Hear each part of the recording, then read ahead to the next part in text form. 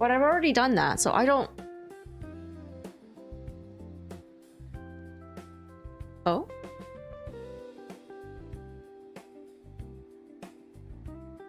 Oh, yes, okay. That worked. I had to do it twice, which was kind of annoying, but we did it! Hello! How's it going, everybody? Oh, happy... What day is today? Thursday! Happy Thursday. Oh, man. I'm tired. I woke up pretty early today. Actually, I shouldn't be tired. But yeah, I woke up pretty early today because I had a shift. Which was nice. It was nice to work. Because I haven't worked in a while. But yeah, like... I shouldn't be tired because I came home and took a nap. So weird. In any case. How is everybody doing? We are gonna build today. And then hopefully... Oh. Okay, I need to deal with that. Okay. And then hopefully I will get new kits over the weekend. Or something. I had a shift. What did you hear me say? I feel like sometimes I say things super fast, like what I just did now, and then a lot of syllables get like disappeared. I don't know, they get evaporated. Oh shit. Sumi, hello. No, I worked today. It was nice. It was really funny because we finished early and the client, her team just left her by herself with two of us. And I guess she wanted to have lunch before she went home. And she didn't want to eat alone. So even though we finished super early, she was like, oh, you ladies want lunch? And I was like, she was like, oh, are you hungry? And I was like, you know, I can eat. I'm not hungry, but I can eat. And my colleague didn't really understand. I did not say nya. It was not red-handed. Excuse you. Yeah, my colleague just, I guess, didn't clue in, and she was like, no, I am not hungry.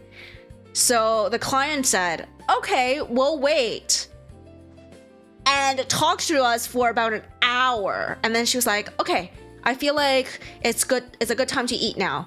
And then she like got us our lunch, we ate, she talked some more. She was just very chatty. And then afterwards, she's like, okay, thanks for coming, blah, blah, blah. And in my head, I was like, it could have saved an hour if you just said, oh, sure, let's eat. Yeah, in any case, we get paid for the amount we are booked for, not like the time we're booked for, and not the time we work. Because that's how, like, that makes sense. So I was like, if you just said you could eat, even though you're not hungry, like, we could have just left, and then, you know, the pay is exactly the same. And we would have still gotten food, and we would have left an hour earlier, like, in my head. But I didn't say anything. I was like, I guess she'll learn. And honestly, it's not even, like, social cues missed hard. Yeah, I think she just didn't expect to be fed. When we have already finished the work. I think she was thinking that's like, oh, you're not hungry? Okay, well, you don't have to stay. You guys go ahead. I think it's less social cues, but more like she misjudged our client. But yeah, welcome in, Anda. Welcome in, Barkinsel. Yeah, I think she just misread our client's personality. She didn't quite understand this woman. She was so chatty, and like, I felt it. I was like, she's very chatty, and she did not want to eat alone. And that's why, even though we were done, she told us to sit and hang out and like rest. and asked us if we were hungry, even though she didn't really have to give us food because we were done so early. It was like a shift from 9 till 3 and we were done at 12. Could just let us go by then. Yeah, like I felt it. I was like, this woman wants company. And just like didn't want to eat alone, but didn't want to go home and eat. She probably has to cook or something when she gets home. So she probably will just charge it to the, you know, the company account, because that they expected us to be fed. That was part of the contract, the booking, like specified that we were getting food. Yeah, that's so funny. That's okay. I still got home before 3, so that was interesting. That was nice. Yeah. Still. What about you guys? Had a good day? Oh yeah, the client was really nice. She like, they had an event, so there was like little like gift packs and stuff given out to the attendees. And like while we were packing skids to send back to the warehouse, she's like, I'm gonna make you guys a kit. And then she like, basically it's all the things that she did not want to bring. She was like, okay, you guys want hats? I'll give you some hats. And like we each got a hat. I really like this hat. It actually fits really well. And then we got a whole bunch of like just random stuff. Like whatchamacallit? Like hair bands, headbands and stuff. Just like girly stuff. Yeah. Makeup wipes, a water bottle. It was nice. It was nice. Very, very kind of her.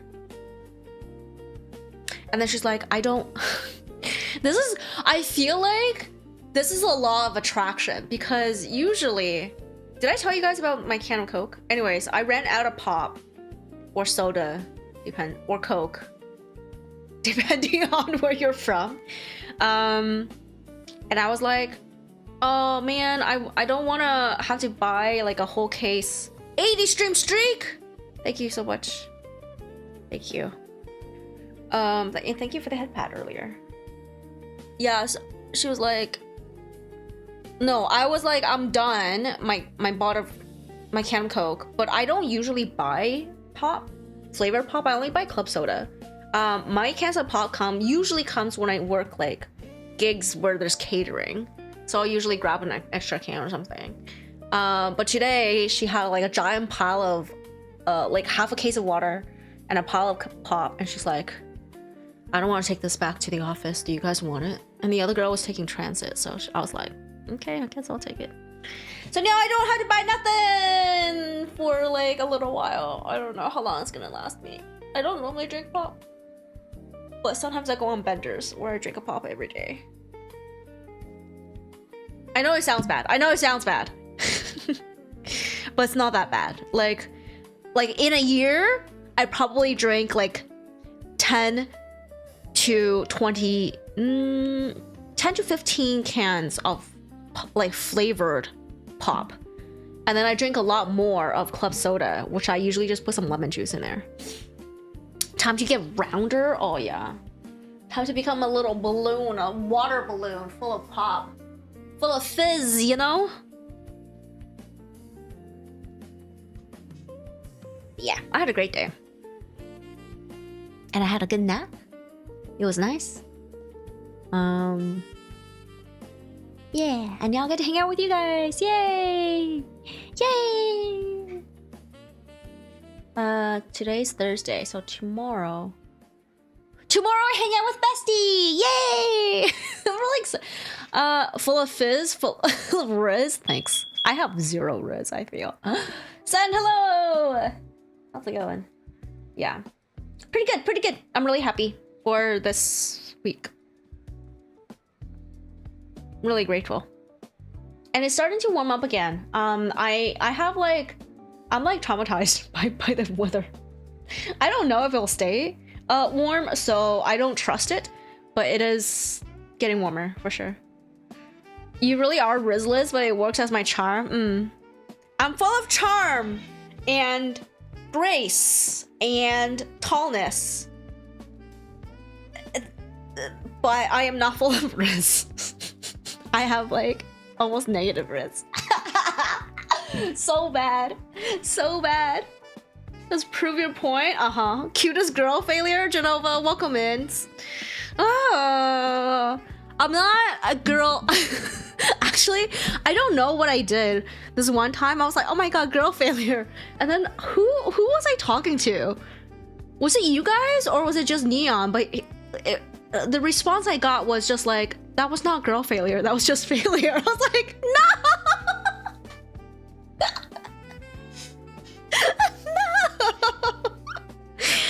No! Not a girl. It was like, you know how girl failure is kind of like cute and stuff? I don't know like how you guys define girl failure and stuff. Also, I'm not lewd. But yeah, the reply was like, this just, that was just a fail. Like, actually, you cannot spin it any other way. I was like, no. That was girl failure.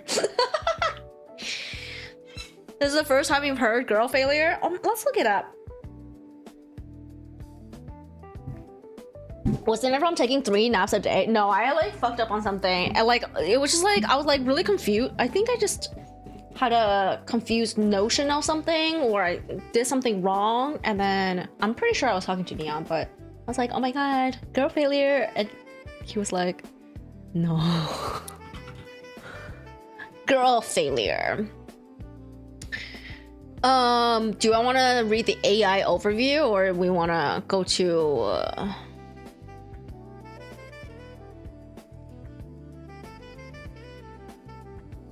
an actual website? Let's do the body is round. Stop it.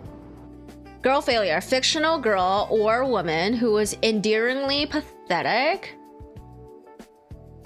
Oh, it's coined in 2021 as an antonym. Designed for distance. Excuse you. As an antonym to girl boss. So it's a fictional girl or woman who is endearingly pathetic or inept.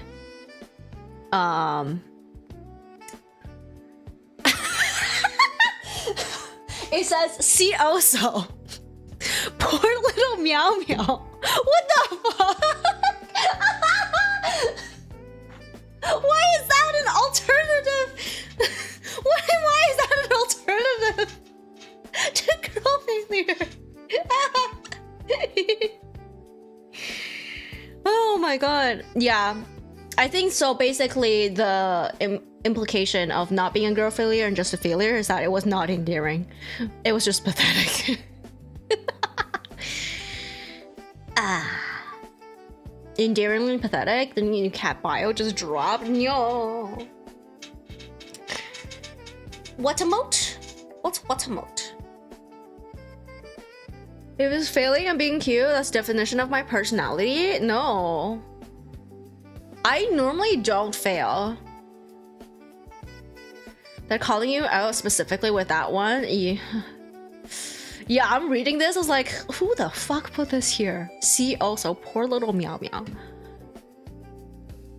Emerged from a 2020 viral tweet by a BTS fan apologetically addressing group member Suga, known by the fan nickname Little Meow Meow, as my poor meow meow, my baby, my little baby who hurt so much.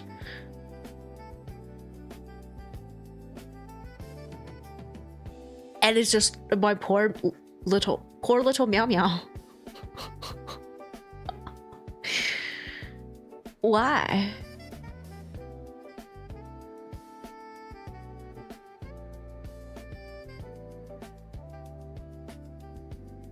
In any case, I'm not going down the rabbit hole of seal, so. Gentlemen, beer gentlemen, welcome in. It's like dogs, when it's too pathetic, it just goes all the way back to cute. You failed so hard, it became girl failure again. Like, what? Ma'am, those words are not in the Bible. Cat does meow. I do not. I meow sometimes, but I do not meow. No meow. Y'all, nobody's answering the question. How are you guys? How are you guys doing today? I was just like gushing about my lovely day. I'm really happy today. I don't like this.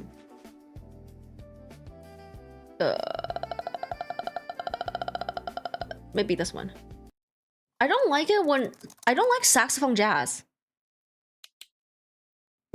I don't like saxophones, actually.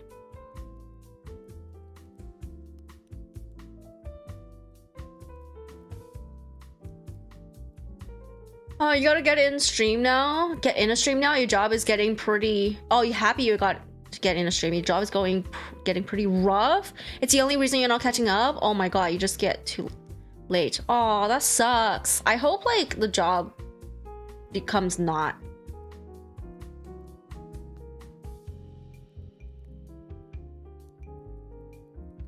People are walking the halls. I hope the job becomes like not that bad soon enough.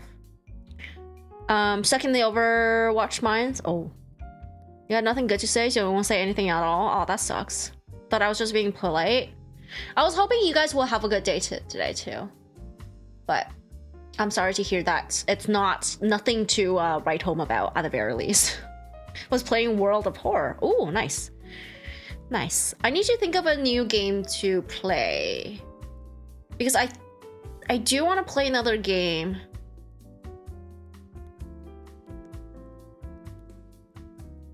That's not Silent Hill. Do I want to alternate? Like, do you want to change games while, like, do I want to play 2 games at a time? On stream, I mean. I do all the time because I play a cozy game. Well, cozy. Yeah, I play a cozy game when I'm off stream. I don't know. You sent me already. That's pretty low commitment one. Like, the problem is the one you sent me gives me anxiety because it looks like one that requires choices. So I could do it. I could do it for next stream. Actually, next stream will be Monday, right? So I'll ask the mods again for the availability for next week, over the weekend, Saturday or so. Actually, you can just give it to me like anytime for this week in the mod chat, and then I'll know. So if you already know what your week is gonna be like, Monday, Tuesday, or Thursday, then just write it down. And that's only if you want to participate in the commentary. I think I'm gonna be done in 2 more streams. I'm trying to go fast. You have a suggestion, but you have no idea if I would like it. Hitman World of Assassination. I do. The Hitman games interest me, but I also realize I don't play a lot of. What are they called? Is that a AAA? I don't play a lot of really big games. I mean, of course, I'm playing RE and Silent Hill, but you know what I mean? Like the big games are just interesting to watch, but I don't have a lot of interest in playing for myself. I don't know why. It does involve choices, but also one where there's no wrong answer because you'll want to see what each choice costs. So pick what you want and go back and pick the other option. Oh, I see. Not AAA became better and bigger. Definitely AA. I see. But like in my brain, it's count as like a big game, quote quote. Like I don't have a lot of interest in things like God of War or sorry, I'm looking through Steam right now on the scene. There's a spring sale. But there are big games I do want to play. I want to play Elden Ring, but Elden Ring I'll have to think about because it's not one I'll play continuously until it's done because I think that would just take like insane amounts of time. You know, like normally I play a game from start to finish without any other games or any other stream, like on any other content in between. I just like go right through. And Elden Ring is not one of those games. The Ghost games I don't really want to play. Sekiro maybe.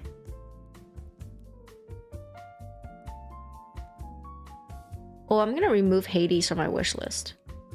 I know I would not enjoy that game. I don't like rogues. which is a shame because I do like the art. I like the story. I like most things about it. It's just like the game mechanics is not for me. I know I'll get like really fed up with it. Let me see. The games have a bunch of humor and it's a huge sandbox. Oh, nice. You enjoyed it a lot? Elden Ring can be grindy too. Yeah. I feel like that's maybe an on-stream and off-stream game, but then that becomes like I don't like that because then that game becomes most of my gaming world. So I have to think about games like Elden Ring. Hitman is not that kind of game, not epic, huge allowed. Okay, I'll try it. Oh, one game I want to try is Control because the second one is coming out or has come out. Stardew? No, I'm playing Core Keeper right now. I'm pretty addicted and I've gone really far. I'm very impressed with myself. Yeah, I want to try Control. Let me see.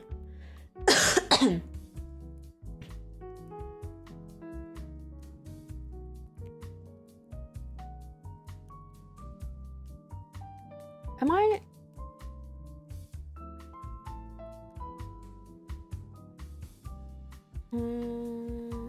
What else is on sale? If you enjoy the vibe of Max Payne and Alan Wake, Control is peak. I've never played either of those games. So I guess for those games, you'd be like, if you like Control, you'll like the other two. Her nerd game Stardew? No. I definitely prefer a game like Core Keeper a lot more than Stardew because I don't like the farming aspect. It just, like that part, I prefer automation. If I can build like the biggest automation possible, I would. And I think for Stardew, eventually you could build the Junimo huts, right? Jumimo? Jumimo? Junimo? Junimo, yeah.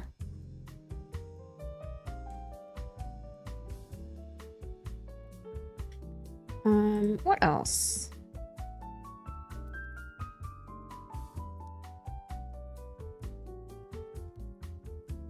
Jemima?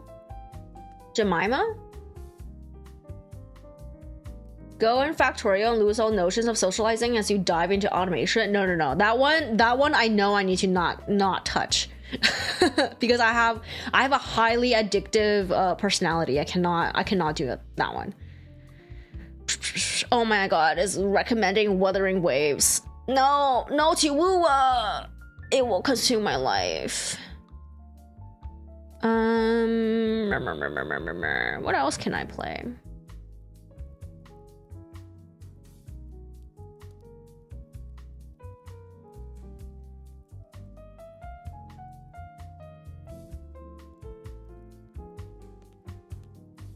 Oh, I still want to do Split Fiction. Oh my gosh! Johnny, hello! How's it going?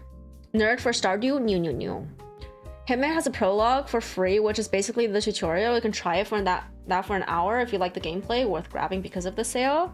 Let me see... Hitman. I don't need to grab it because of the sale because it's in Neon's library and I share his library. So he has Hitman World of Assassination, Absolution, Blood Money, Hitman 2, Silent Assassin, Hitman 2, Hitman Codenames 47. Is that all of them? Better yet. Yeah, so a lot of games... I'm very fortunate that I can just like game for free for the most part. You're re-rolling on Trickle Chibi Go. You probably heard of that game. I have not, but oh man, re-rolling in that game is so painful. The TLDRs, you re-download the entire game every time you don't get Yomi, which is a top tier support. What? I guess it's a free pull that you're re-rolling and not right? Because otherwise you can just spend money. I mean, yeah, if you're not spending money, then you're spending time. That's pretty much what it is. Depends on how much your time is worth. Fallout New Vegas for $1. Nice. I will never play a Fallout game ever again. I played one, got stuck. I couldn't leave the freaking bunker or whatever it is. The tutorial. I didn't know how to read the stupid Pip-Boy, basically. And I was like, no, I'm not playing this game anymore. And I will never touch Fallout. I don't care. I don't care if they're all different or whatever it is. I would not play. World of Assassination is the latest 3 games in 1. Oh, I see. That's been gonna be hitting on men because hitmen. You can proudly and shamefully say that you finished buying the entire regular HG release of Mercury kits yesterday. Ooh, just waiting on delivery. Oh, the whole thing together. Holy crap, all of it. Butter. Hello, butter. I can also I'm gonna hit everybody. I'm gonna just go ham. IDK why they do this, but I can't just delete the account and create another one. You have, like you can do with Uma. You can't do salted emails. You can't do root access. In order to delete specific folders that has the guest account data, you can't just clone instances to an emulator because it's risky of getting banned. Jesus Christ to me. That is pretty annoying from them. I wonder, yeah, like I wonder what they're trying to prevent. I guess they're like, oh yeah, like if we make this hard enough, then people will not do this? Is that what they're trying to do? Like, that's so weird.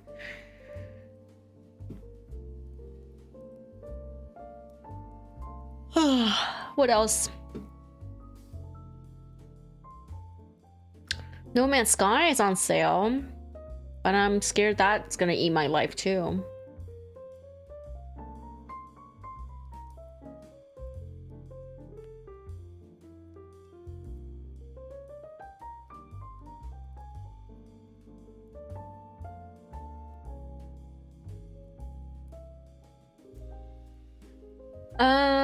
Not all of it at once, but the last 5 or 6 I needed. Oh, nice. I haven't built all of them. They're all really, like, so far, all the Mercury kits have been really good, and I really enjoy building them.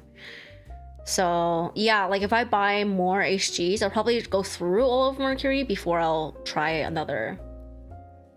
Have you gotten what came after Mercury? Have you tried the other kits? Because I feel like the improvements in plastic, like the kit design and plastic quality and everything is just they build upon it, right? It should just carry forward and improve on that.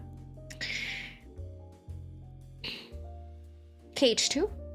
Kingdom Hearts 2? Silver, hello! How's it going? You're scared of that too? That's why you choose to get RE 7 and 8 with all the DLC instead. Gonna lurk? Thank you.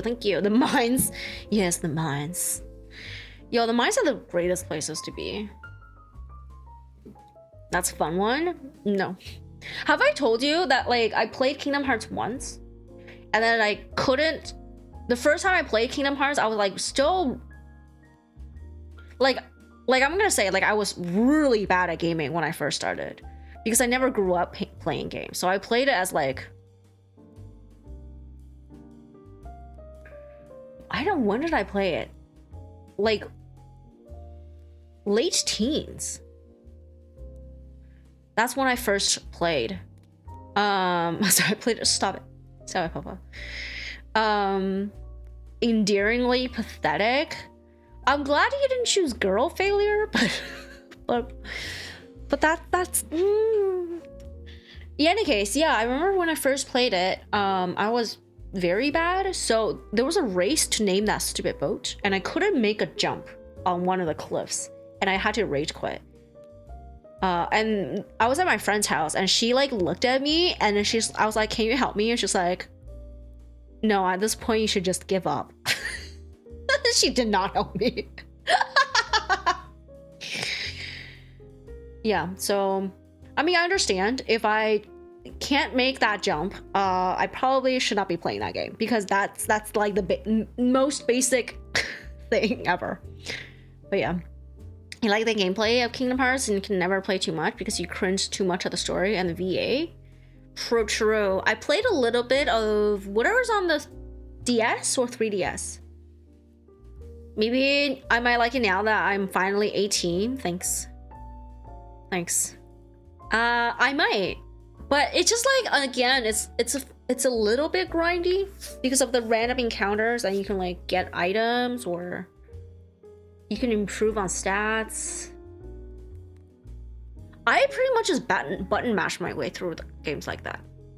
Kingdom Hearts 2, best opening song ever. What was the opening for Kingdom Hearts 2? Would you ever play Jak and Daxter's series? Let me look them up. I think not. Jak, Daxter.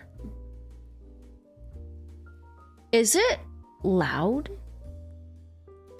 The character design implies that the characters are fairly loud.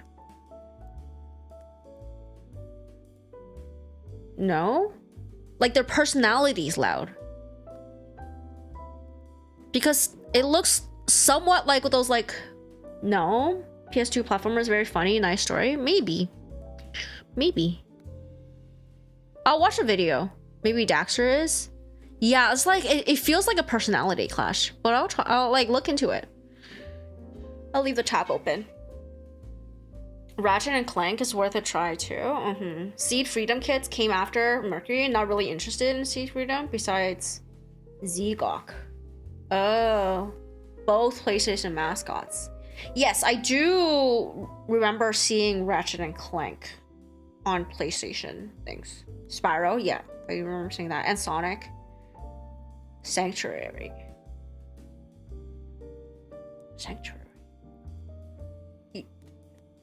Who sang that? Utada Hikaru?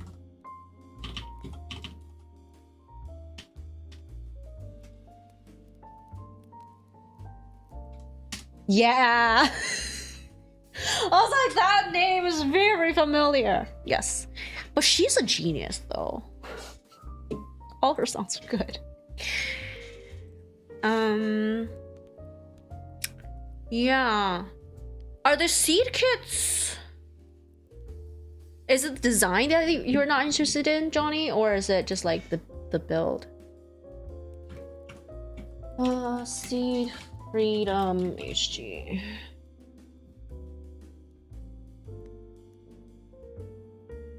I see the Zegok that you're interested in. Chunky boy. Honestly, when I type HG, that's the only one that shows up. Is that actually it?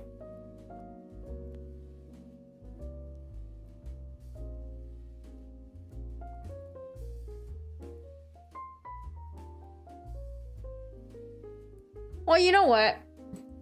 I think it'd be a while before I finish, before I make it through all the Mercury kits. Just because I probably will go back to Fuwa's backlog.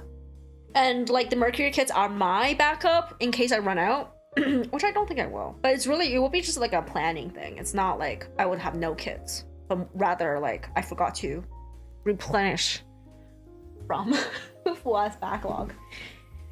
Yeah. You loved Spyro as a kid, bought the Reignited trilogy for your sister and tried to play it, did not have any fun. What do you mean? Was it a bad reboot type of thing, or is it just no longer your style? Prefer the OG Spyro games? Is it nostalgia? A case of nostalgia, I mean? You know what? I just thought of something. You guys know Yuna, right?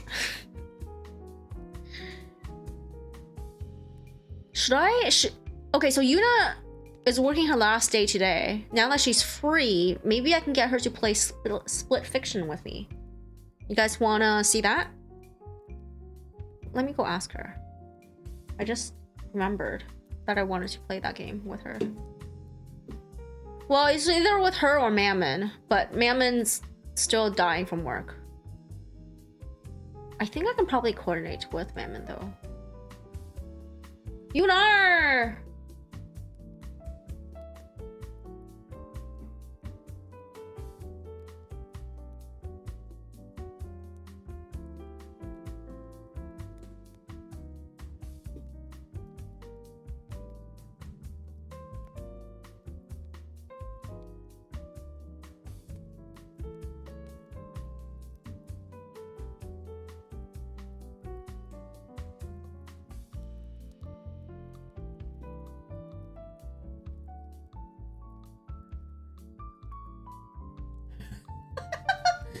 She sent me her like work chat, group chat messages, and they're just pictures of Leon in here. Man, her coworkers are fun.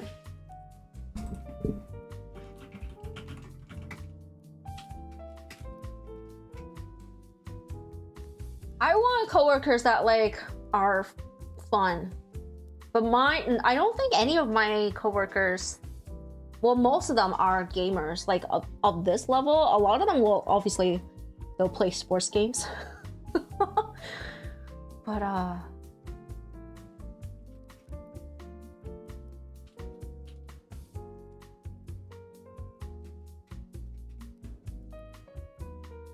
okay, I've asked her. I've gone and asked her. Let me see. Just a remaster, but you felt bored playing it. So, oh, the PS1 graphics enhance and charm. But I also, it might also be like that style and pacing is no longer, it's not meant for someone who's much older. Maybe it's meant for like children's attention span. I don't know. Caleb! Hello, hello. Welcome in. Probably design. Okay. Mitch. Can you ask her to take us to Disney World? Yo. Do they play League? I don't know. Don't check Discord. I will check Discord. I just opened Discord. Oh, you mean my chat? What do you put in there? What do you mean? Let's hear on, but nobody's home. Bargain sale. Mr. SSJ bargain sale. Oh, I forgot the B. Mr. SSJ bargain bin sale.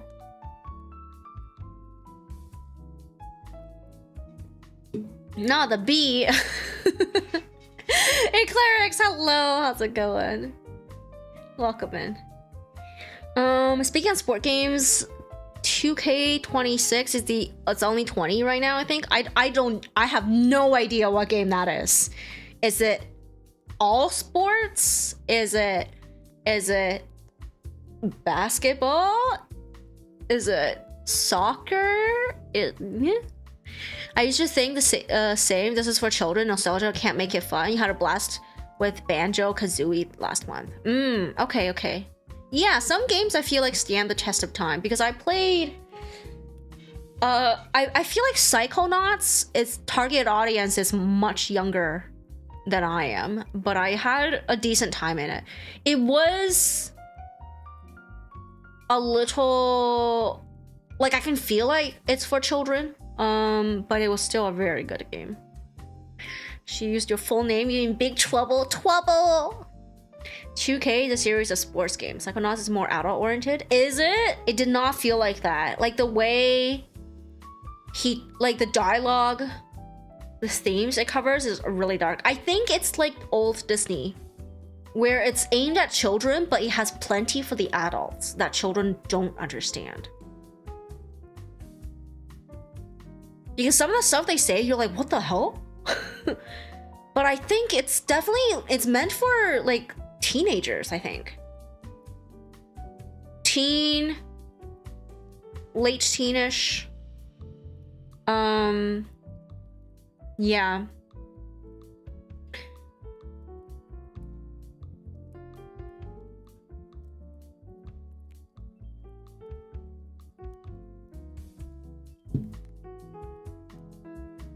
You play Psychonauts for the first time when you were in 21, you're like, that's dark, you don't know how a kid would feel, but they probably wouldn't even understand it. What's Bayonetta targeted to? Like the original Bayonettas, like the regular ones. Adults. People of majority age. They're not gonna tell her someone was a minor. I think Psychonauts is like target audience includes minors. It's really, I think it gave me a feeling that's kind of like Disney movie, old Disney movies, where they make so many adult jokes and references. DMC is teenager. Bayonetta, I think, is for someone who is slightly older, like late teens to 20s.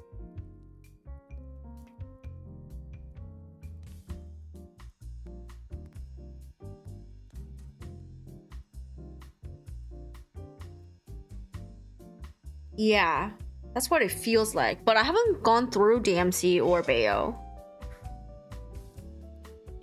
There was one game that looked like it was for kids. Oh, it was for kids, but it was for adults and teens.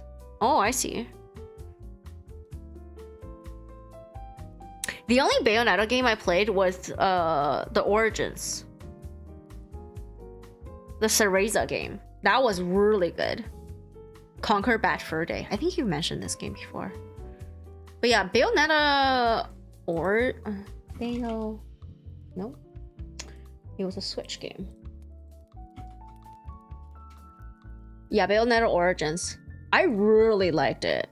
Cereza the Lost Demon. And too bad, like, it's very interesting how I find these kind of games. Because I remember when I picked it up, like, nobody was really talking about it. And I felt like it was just so, like, underappreciated. If that makes any sense. And I don't know how I even found out about this game to buy it for myself. And that's what I did. I don't think I pre-ordered it, but yeah, underrated. Yeah. Bayonetta Origins is very good. So every now and then I find these games for myself and I'm like, whoa. Like, I feel so fortunate that like I have discovered this game somehow. And you know, like I was like, whoa, like I don't like, it feels so serendipitous and stuff. Psycho was very much teen in the same way Invader Zim was. It was made for teens. Yeah, that's what I'm saying, Papa. Like, it feels like an old Disney movie where it's made for its target audience, which was like teenagers, but it had enough for the adult players to, the adult consumers to understand and like digest as well. How could the only adults only game? It was mature, I see. Underrated. The cover is misleading. Oh, what do you mean? Oh, for Conquer, I see. I thought you were talking about Bayonetta. Yeah, I hope you find more interesting games. I think that's why I don't love playing the big names. Obviously, the older games, it's really just like enjoyment of a particular era. Like, I like certain eras of gaming. But like the games that are coming out, I really like the feeling of discovery. Especially when you try out a game that is not as hyped, that you found through somewhere, like maybe a trailer that I saw on Twitter, or I don't know, like one of those like games coming out in 2026, like one of those lists, and you're like, whoa, I discovered a gem. And I really like, I think that's what I want to do in terms of like playing newer releases. So we probably won't see a lot of big games in this channel.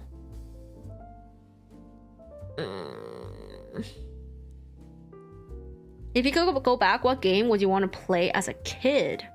I wouldn't know.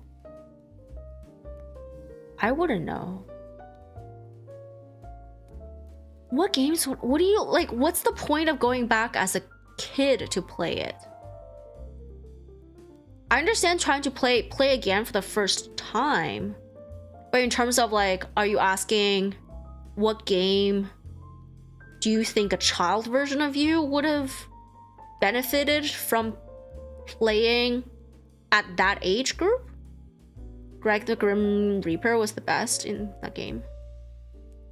Don't play hyped games until the hype is gone. It's not even like all the hyped games, but like I'm just not interested in all the big ones. I like playing games through that I have determined, like through whatever means I have at my disposal, that it should be good. And then have like I want to play games that I feel like I have discovered a hidden gem or something. Playing game as kids gets stuck in your head, becomes part of your personality. Oh, now it's just the media that will eventually fade. I think if you play, depends on what kind of games you're playing, but also like how intentionally you're playing it. Have you seen Apex Legends Gundam RG collabs? No, I have not. Tell me more. Is it like a custom design or colors? There's no way they're gonna design whole new kits, right?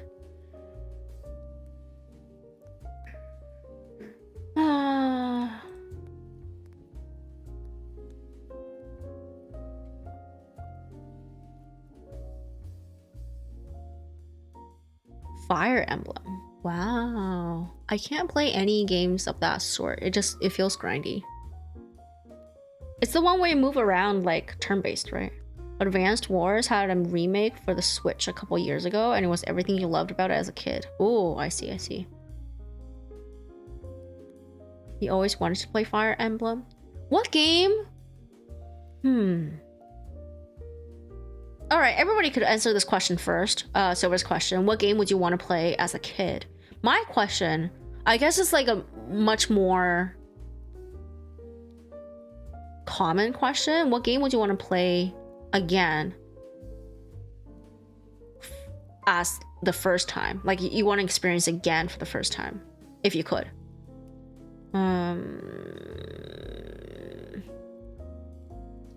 Tactical strategy like FF Tactics, but permadeath. A lot of interesting stuff. Oh, I see. Wait, you have to say whose question you're answering. Either the one, Silver's, which one you would want to play as a kid, or mine, which one you would want to play for the first time again if you could. Witcher 3 for mine, okay. What game would I want to play for the first time? Silver. The first time you want to erase your memory after you were done? Nice. Mega Man Battle Network 3. Blue. Whoa. What is in Mega Man that is a plot or battle mechanic that you want to experience for the first time again? Because Witcher 3, I feel like it's the progression, it's the plot and stuff, like the experience of going through it. But Mega Man, I have no idea. What, like both? Oh, interesting. You know, I wish I was able back then to play games that were part of the era, the culture. Like a lot of the PS2 games I'm playing and whatever, I wish I experienced them when I was much younger. Not because I want to ingrain it into my consciousness, I just feel like I don't want to be so far removed from it now, because it's like, how long has it been? It's like right now when I play it, I'm so far removed from that time period that like I feel like everything around me, all the other stuff, the other media, the other social aspect of it it's so disjointed from what I'm playing, from the games I'm consuming, that it feels, it's not like it's not coming in, it's at odds. It's not meshing very well. So I want to absorb those games better, and I would have appreciated playing them closer to the original era. Does the question mean which games from childhood, or can any game but experienced through a child's eyes? I think, I don't know what Silver's question is. But yeah. Battle Network series is different from Mega Man. Oh, I see. Star Wars Knights of the Old Republic, never played anything like it before, and it made Star Wars come alive. Oh. I think being far removed is a blessing sometimes. You never play new games, so you just get to enjoy it with no hype. That's true. Like, I don't mean have hype. Like, I mean, if you played Hollow Knight original today, and I would say that's still being part of that time period, if that makes any sense. But if you're playing a game in the PS2 era, that's quite far. It's very distinct time periods. It's not really about the hype, but more like, I don't know, I feel like the way people think is different. Which didn't know the ending, replaying it with that knowledge doesn't hit you. I think I'm gonna say there are some games I wish I experienced it now rather than before. Because I think there are games that I played for the first time when I didn't have the skills or appreciation or like, you know, the palette for games, the assessment, you know what I mean? Like, I have played enough games now to be able to have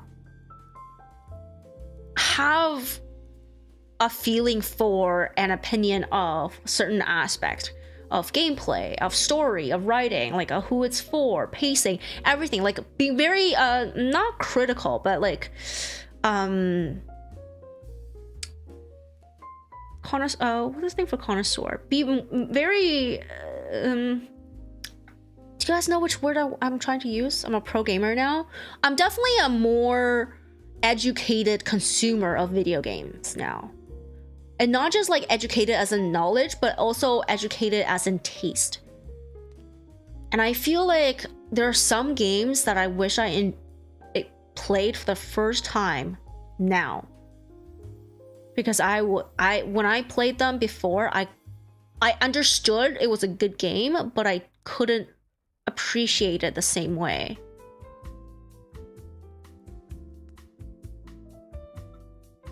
And because I don't like replaying games, because it feels both like a deja vu and I don't know what's going on, so I get really impatient. That's why I don't like replaying games, unless I love that game. Like, I feel like an Okami replay is gonna happen soon because I love Okami. Oh god, it's been an hour. Even going through the games from your childhood, haven't played in over 20 years, and it's been a journey. Can't wait to get Majora's Mask. Nice! Wait 15 years after my last playthrough, it would be like playing it for the first time. Listen, I don't need to wait 15 years. Usually about 5 is enough, unless it is... The problem is, if it hit me really hard the first time, I will still remember, or like I will be able to recall certain aspects. Like, I would never be able to re-experience Spirit Fair because it like really affected me. Well, actually, you know what? I say that, but apparently there are things that I have gone through deep discussions about that I have forgotten. I have consumed it in the first place, but play Shadow of the Colossus. Is that the one where you kill Colossus and it's just like a whole bunch of boss fights and just like a really empty world? I remember seeing my friends play it. Oh god, it's been an hour. I haven't built yet. I haven't even started yet.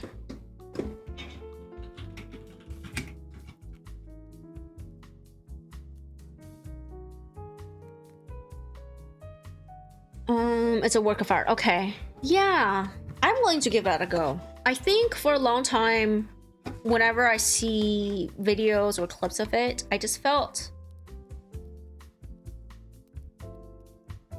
I felt like it wasn't the time. It felt like an interesting game, but it wasn't the time for me. But now I'm thinking about it. Now that you're talking and I'm thinking about it, I'm like, yeah, I think I'm ready for it now. I feel like it's ready, like I'm ready to take on that game. And that's what I'm talking about. Now that I have developed like a sense for these things, I can better judge when I should. I feel like I can decide now when I can enjoy and not enjoy a game. And it's less about like, oh, like the subject, or like, yeah, like I know which gameplays I don't like, but also like I'm like, okay, I think now I am ready to experience a game like Shadow of Colossus. Now I'm ready to experience like a game, like another game, and be able to appreciate everything, even if I might not like it, you know, like that kind of stuff. What's Ico? Oh, we're in ads, so I'm gonna get more water and go to the bathroom real quick, and then we'll toggle over to a building, which obviously, you know, we're gonna keep chatting. BRB.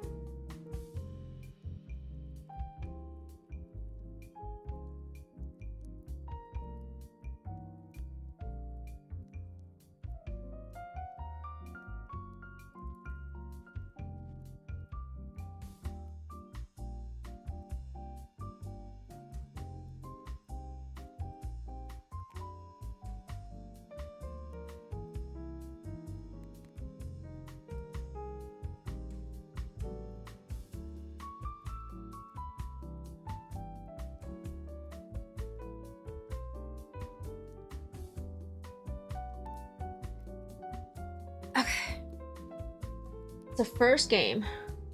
Is it literally just called ICO?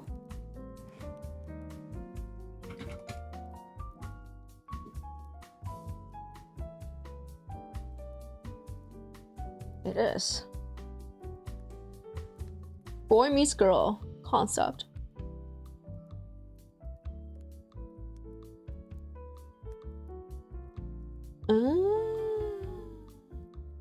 Okay. I'll think about this game as well. Yeah, I think I'm ready to play games in this kind of genre, maybe? Eco? I see. Eco. Even Dark Souls. Yeah, I'm looking at it and it's like, I feel like it's probably one of those like monumental games. Okay.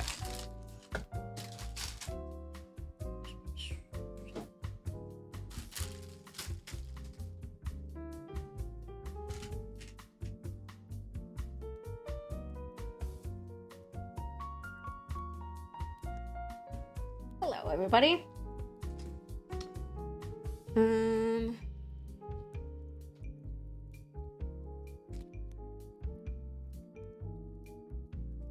Pro tip, emulate the European version. The US one was rushed to be released during the holidays, so it was...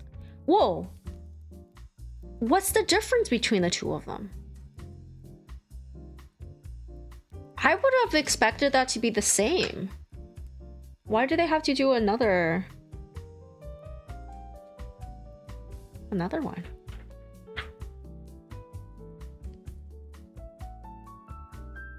US has more bugs, some missing content, not a lot of it still. But I mean, like, why do they have to do a US and a European version? What's the difference between them? Legs are designed for distance. Hello, Via. What's the difference between them that they had to do again?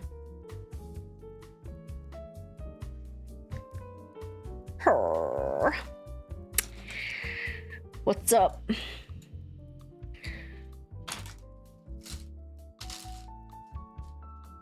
The same, but the US said we need a game now. Release. Oh. But they... exactly how you said it? Yeah. But I feel... But couldn't they just release the European version? And be like, this is the US version? Is it spelling? Or what?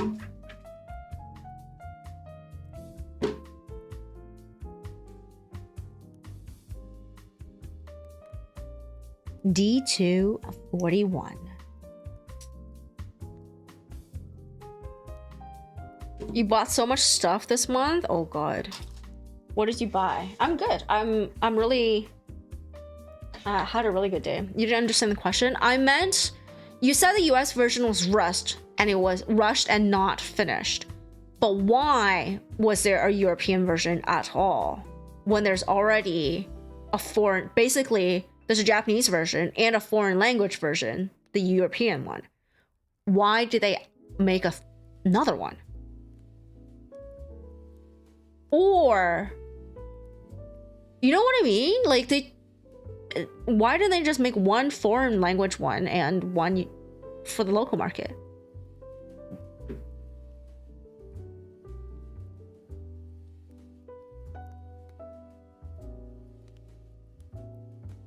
Or maybe it's confusing you because I think what I'm asking, and now that I'm hearing it, I was like, okay, so I'm guessing the US one came out first and then they finished the foreign language port and released it in the EU. In the EU. Is that what happened?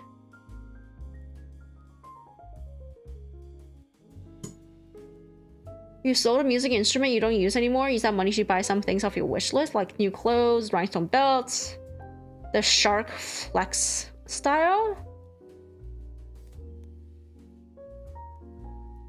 Vacuum. Yes. I'm assuming Shark vacuum. Nice, nice.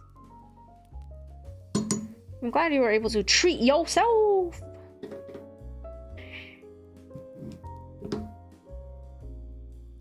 Oh. It's asking for stickers, which I will not do. So. Yeah, I'll just leave all the stickers. Man, I really want to learn a musical instrument. A lot of things, I feel like a lot of things I want to do is really just time. Time comes first and then it's money. But there's so many resources out there that most of the time it's just time. You spent all 260? You got? Nice, nice.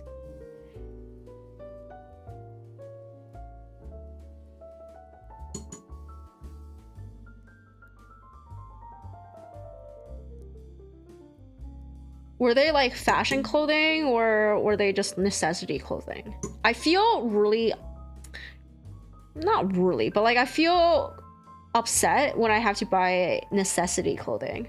And I'm like, I bought new clothes, yes. But it's like, I mean, they still made me happy, buy things like socks.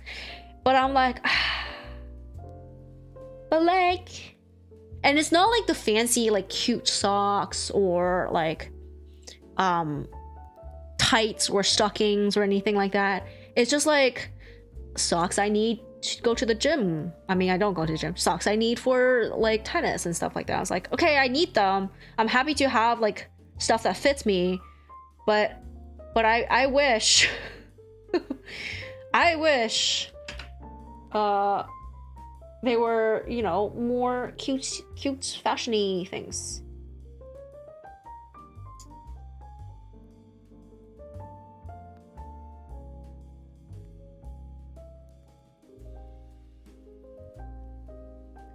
You're writing a bunch of stuff and you don't have enough info to answer that question. I see. That's okay. Sometimes I ask very unexpected questions. That's fine.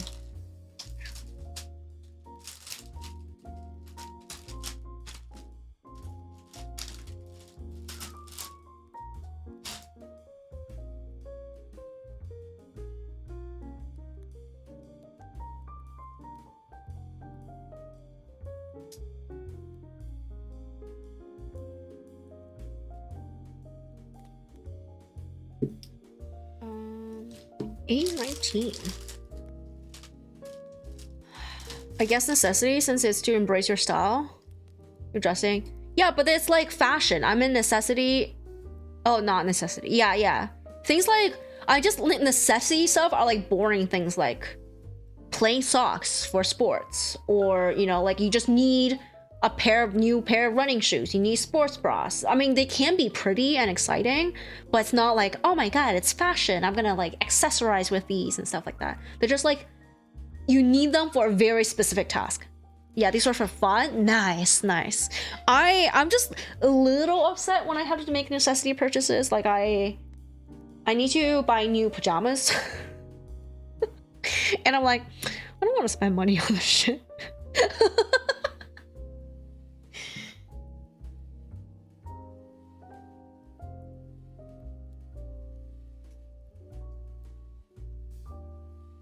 It'd be like that, yeah. As much fun as buying a cute pajama. I mean, for me, they're never gonna be cute pajamas because I just wear tank tops. That's why I was like, oh, necessity purchases are so boring.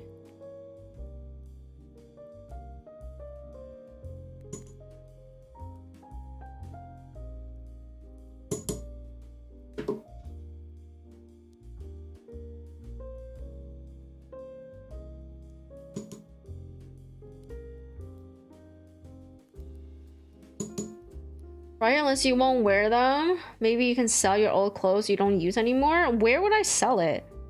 Before you're like saying things like Depop or ThreadUp, like I don't like shipping things. And because I'm in Canada, it's usually just not worth it. The market is small, especially now with the tariffs. That a lot of I think things are just not really going around between the two countries. But yeah, like overall I have so much used stuff that if some marketplace Depop doesn't take fees anymore, Macari is all you use. Wow, I think I just live such a non-online shopping life that for me to sell things online, it's extra work. I'd rather just dump it all, like all the things that can be worn again. I'll just like toss them into the donation bin, you know? I am separating some cute stuff because there are stores, secondhand stores that will purchase from you rather than just take donations. So I have some like, but they're usually targeting younger folks. So I am putting the cuter stuff in there, and the regular, you know, t-shirts and whatever will just go into the donation bin. I can't. How much do they give you? I don't know. I've never gone. I never sold to them, rather. I usually just go and buy from them. And that's another thing. Like I usually buy clothes already used. So I usually just kind of wear things until they die.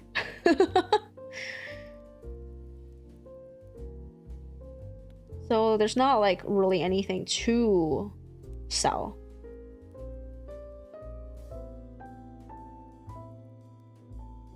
Usually they don't give much, and especially it's not a popular brand. Yeah, but it's still like, for me, it's still better than, it might still be better than just tossing it into a donation bin. But mostly I'm giving away some brand name shoes that I barely worn. Usually like Maddens and stuff, see Madden and stuff.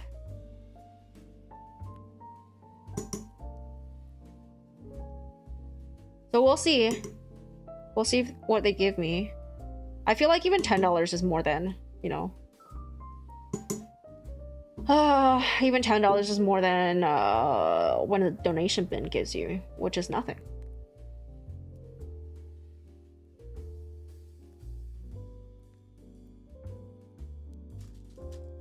$10 for 20 clothes? I meant like $10 for my entire bag. So clothing and shoes, you know? If I can get $10 out of that, I will buy. No, I forgot. Silver gave me bubble tea money, boba money.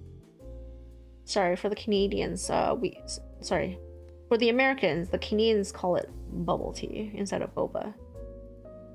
Oh, I was gonna buy some on the weekend, actually. Could have bought some today when I was out. Damn it. I don't have a habit of drinking it, especially when I'm by myself. Like, I do it when I'm with other people.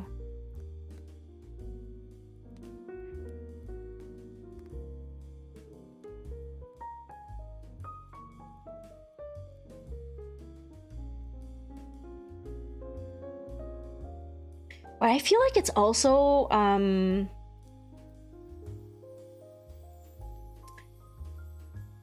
like this environment that I live in, because I think it's not just the travel aspect, but when I was in Japan, I ate a lot more snacks. I think it's just like more accessible, not as in like there aren't stores everywhere, but more like they don't feel like going specifically to get something, like walkable cities. I think that's what it really is, because I'm just like walking around, I'm like, oh, there's a little snack stand, I'll get something from there. There's a bubble tea shop, I'll get something from there, rather than like having to drive somewhere for bubble tea. Like that's annoying. I will never. I actually don't even drive out for food. I'll meet friends at restaurants, but I would not go and drive out and be like, today I feel like eating from this place, and then I'll go drive out either to eat there or bring them back. No.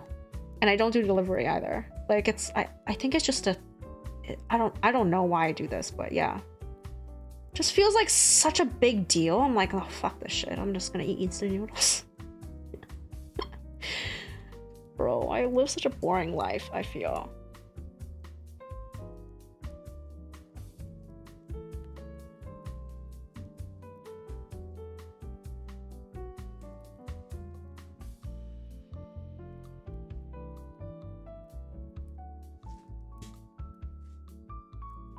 Very peaceful. It's definitely fairly frugal, I guess. And it's not even like, oh, I'm depriving myself. I'm literally just fucking lazy. Like, everything feels like a big deal, and I'm like, no, I'm not gonna do it. I don't want it that bad. And I feel like once you do it enough, it becomes like a habit, and then you just don't crave anything anymore, which is pretty good, I guess. Every time I tell people, like, I was like, oh yeah, like, I don't like to consume sugar, so I don't like candy. Definitely not boring. Yeah, I feel like that's where I spend my money, and I definitely, when I travel, I'm like, I have no budget. Not as in like I'm gonna go crazy and spend, but more like the way I live, it's so basic that even if I go on like a more relaxed spending spree, it's not gonna be nuts. So I don't travel with a budget. I kind of just like loosey-goosey it, you know? And people are like, oh my god, how do you do that? Like, I was like, I barely consume, I barely buy anything I don't definitely need on the everyday basis. Like, and I think if you add up enough of it, each person is definitely spending minimum $500 on consumables that they don't need. And I guess you can argue, it's like, oh yeah, like, I need it in terms of like for whatever, like mental, like decompression, stress, like sometimes you just need to reward yourself, like that kind of need. I was like, no, I get it. Like, I don't have those needs is what I mean. I don't have a need to consume packaged foods or snack of any kind. I don't see it as a reward or something to crave. So I am free from those needs, and therefore I get to push that fund somewhere else. Honestly, spending money on experience is better than buying stuff, but both is fun. Yeah, on TikTok they're crazy. I really think it depends on how you view things, right? Some people do view them as needs, and I think it's fine. Like, it's on a different level of need. It's not a physical, like, I'm gonna die without it need. But it's not one of those, but it definitely is more like a psychological, like mental health kind of need. There's a fine line though. Some people just call it mental health, but it's really it's a coping mechanism. That yes, you need it to cope, and it keeps you, you know, sane for the most part, or whatever that you are coping for. But if you're not recognizing it as a coping mechanism, you will never be free from it, and it can get worse. So that's also like a thing, right? For a lot of people, it's eating. Like people with eating disorders and stuff. It definitely comes as some kind of cope or something that they're dealing with, and they're not aware that's what it is, and then it snowballs into a disorder that they cannot get out of, which is a shame. Good memories are rich. I mean, for you maybe. Fia, I don't remember anything, which is why it's kind of wild that I would choose to experience things, isn't it? Like for me, I was like, well, if you consume things, they're gonna be gone. If you experience things, I don't have the memories, so they're also gonna be gone. So both are really the same, but like I get more enjoyment in the present moment through experience. You got no memories, and memories are buying things for yourself? Yo, let's go. Then buy more things for yourself. I mean, if you value that. I guess it depends on like how much you value and how little of something you can go without. Wait, how little of something? Yeah. You get what I mean.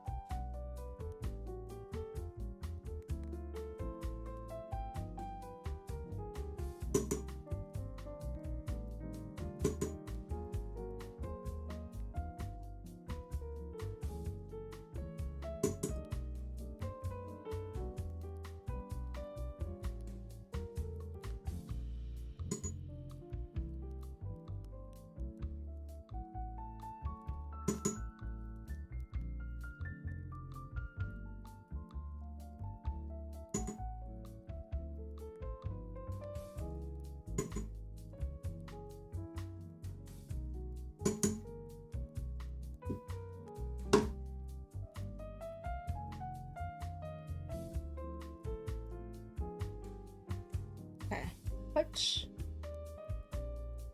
these somewhere? Oh wow, okay.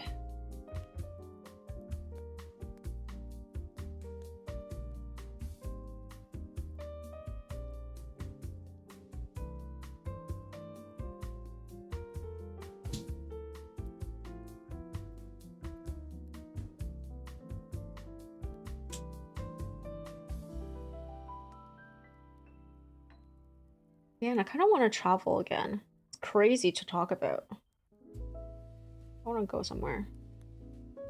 No, actually, I want to work a bit and then go somewhere.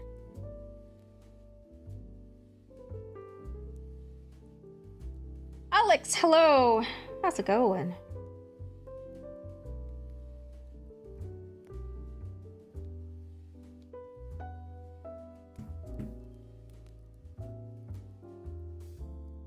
Woohoo! Touch your foot.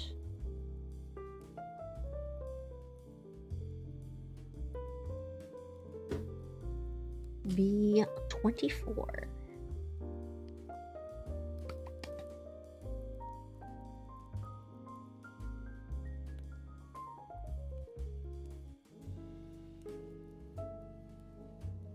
Going pretty good. How about me?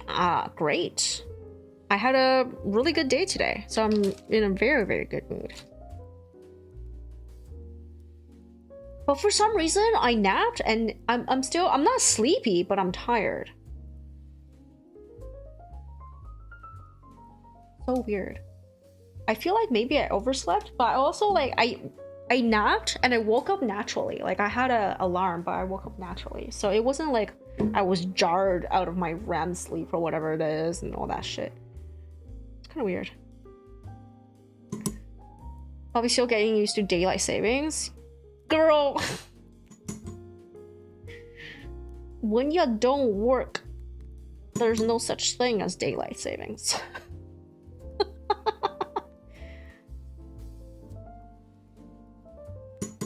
Like, I'm serious. I don't have...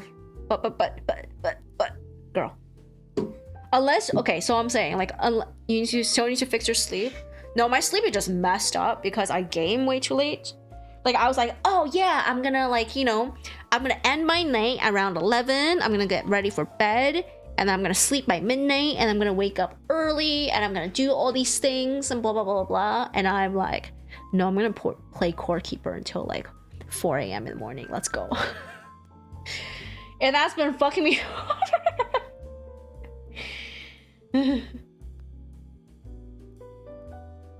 That sleep? Yeah, it's not daylight savings. I know what's I know what's screwing with it. It's definitely not daylight savings. Shake my head. I know. It's terrible.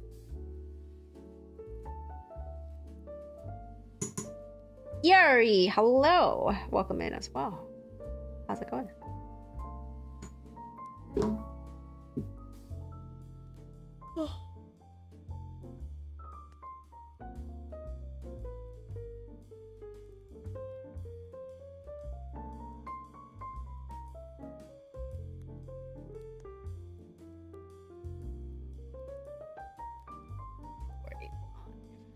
Long work day, bro. That sucks. Are you home now and resting? I hope so.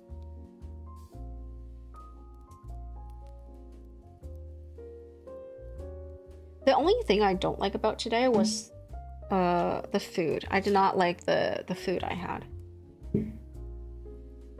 So the client fed us for lunch. And I mistakenly ordered fried rice at a very white place, I guess. It was not Asian style fried rice. It was very much a North American weird. It was tasty, but it was like heavily sauced, so it was wet. It was a wet fried rice, and it tasted like the food of my university cafeteria, where I don't think they have ever tasted real Asian food of any kind. That's how I felt like. In any case, I ate it. We ate out like 1. I got home. I think I took a nap around 4:30, and I woke up at like 5:30. I was like, my stomach feels really heavy. Like it feels like the food was not digesting properly. And here's the thing. I know I'm gonna get hungry because I'm gonna sleep. I'm gonna go to bed around 11 and sleep around 12.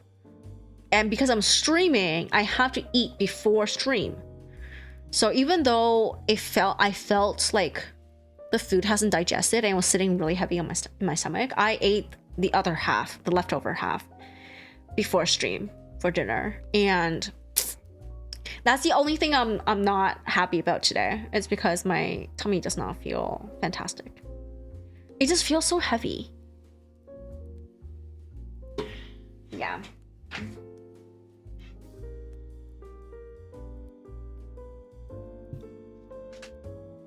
Also, the food was so expensive. For what it was, I was like, oh, holy shit. it was like, oh, fried rice was 20, I think it was what, $21 or $27. It was expensive. And it was like, oh, shrimp add $9, chicken add $8. I'm like, add? Jesus Christ. If I was paying for it myself, I would not have bought it at all. But obviously this was the client, and I was like, okay, well, I'll just order that. You ate a carne asada, gordita, potato. Ooh, for the first time last night. How was that? That sounds good. That sounds yummy. One of my biggest pet peeves is mediocre food, especially mediocre food that I pay for. If it's free mediocre food, then you're like, fine. But if you paid for it, it just feels like, if you ate bad food, you're like, oh my god, I made such a bad call, blah, blah, blah, blah, and you just throw it away, and you're like, wasted money, blah, blah, blah, blah, like, bad judgment. Great. If it's mediocre, then you're eating it, and you kind of finish it, but you're not happy. You're like, you finish it because you don't want to waste money on it. It's not terrible. It's mid, but then you eat it and then you're not happy about it. That's the worst. That makes me really mad. Mediocre food. It's not bad enough to throw away, but it's not good enough for you to feel happy eating it either.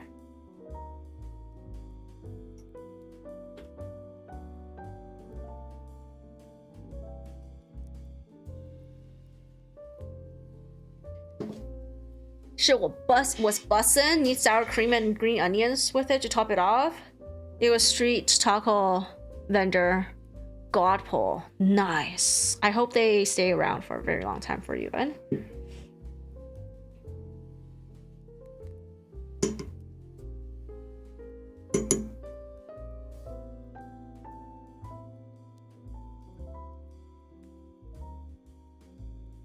Man, you guys, I really want to move to Asia somewhere. Like, I love Japan, and if I had the money I would choose Japan, but somewhere in Asia, just because, like, I don't need street vendors per se, but I want more small shops of very interesting foods. Like, there were so many little vendors, like there were no street stalls in Japan, but there were like very little stand shops, like standing shops tucked in weird little places. Like, I was walking down the street in one neighborhood, and between these two stores there was like a little divot. You know, like sometimes when you see a store and there's like a door that goes into a second floor walk up, either another store or like apartments. You could probably have seen those. It looked like one of those, but it was like a tiny little divot and then a little window, and I like walked by, like it was here, I walked over here, like I was passing it, I walked here and I smelled something and like my head snapped back. I was like, that's food, isn't it? It was a little guy, it was a guy grilling. Like, the shop was so small, I think he stood in it, and I think you can take one step and it will reach. Basically, he was right at the end of this, like this little shop that was like this, and he like, and then from the front to the back was probably just one step, but he was standing there grilling up little, almost like taiyaki things, but not actually taiyaki things. It was a very interesting. It's like, do you guys know what is it called, a monaka? It kind of like a rice cracker batter, like rice batter. I can't describe what it was, but it was kind of like that in a little round kicky shape. Yeah, obviously I ate some and it was really good, but there's like so many little stands like that, just like tucked into weird little spots in Japan. Not quite street vendors, but still small and cute and full of variety. And I really appreciate that kind of food culture. Just one that like has things are not so mass produced or formal. I think even fast food is quite formal compared to street vendors and tiny indie shops inside like weird corners. You know what I mean? Agree? Yeah. Food culture in North America is just like fast food is formal. You get a set. There's nothing, and it's not even good.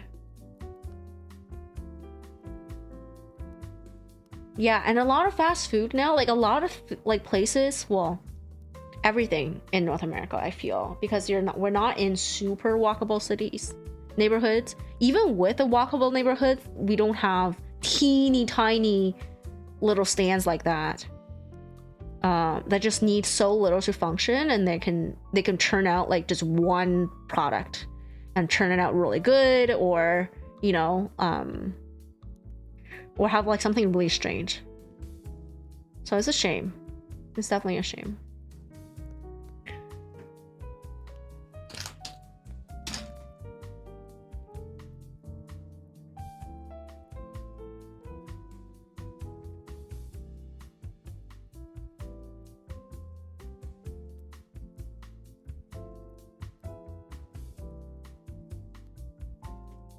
Although if I was ever gonna move to Japan and or live there, I feel like my sodium levels will be off the freaking charts. Everything there was super salty. Everything. Well, except for the sweets, but like. But the problem is they're cheap. The very expensive food is nicely balanced. Everything else is very salty. By very expensive, I mean $50 a meal. Like the 40 and up-ish. And then everything that's else, like the little neighborhood ramen stands, are like $5 to $10 a meal. And those are all super, super salty. I don't know why. Like, do you want to kill your customer? Like, is this a thing?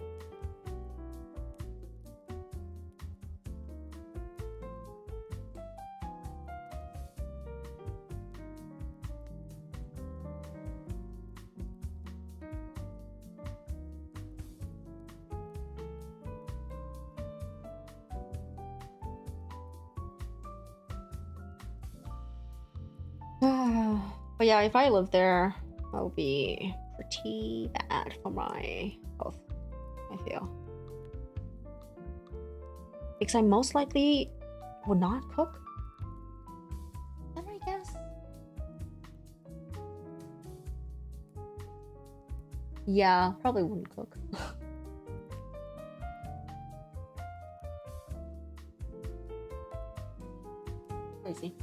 Crazy to think about. And I'm actually thinking about it. I want to travel around a bit more into Asia. Look at Southeast Asia, maybe. Places that will let you just live there for a couple years. And I would only live there for a couple years. I wouldn't migrate. I don't want to leave like the people I have here behind. And I don't know if I will want to rebuild a life elsewhere, you know? But yeah, definitely somewhere that will just let you hang out for a while without like the immigration thing, like a digital nomad visa of some kind. And just chill and experience and live and eat.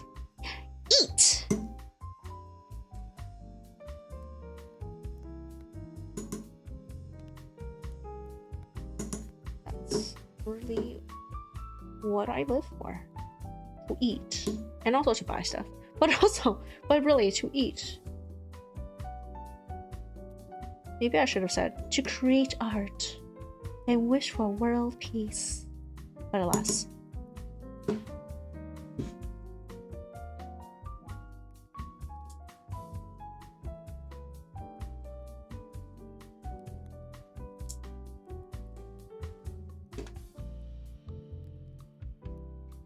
B21.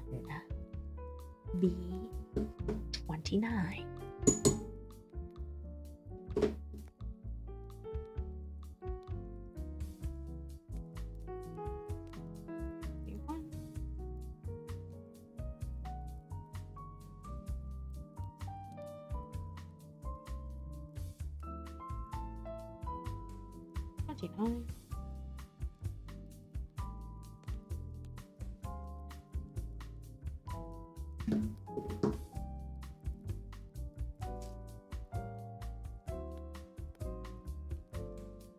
Xavier, hello.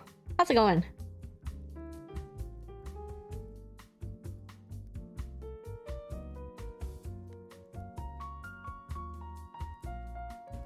Man, my neighbor's dog is just barking. I don't know which neighbor it is.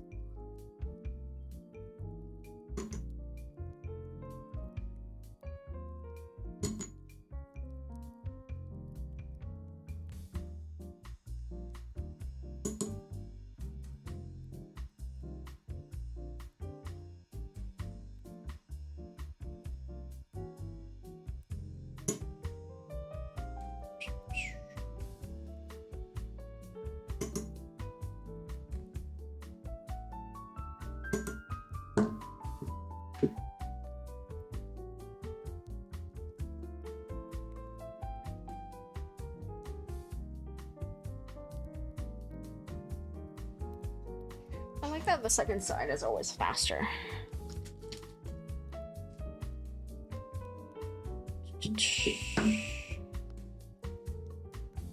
D2 35. D2 36.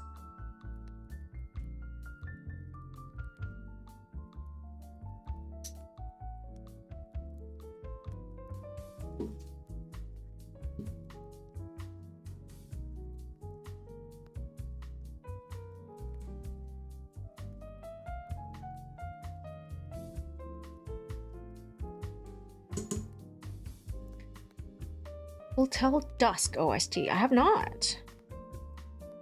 That sounds interesting. What is Hotel Dusk, first of all?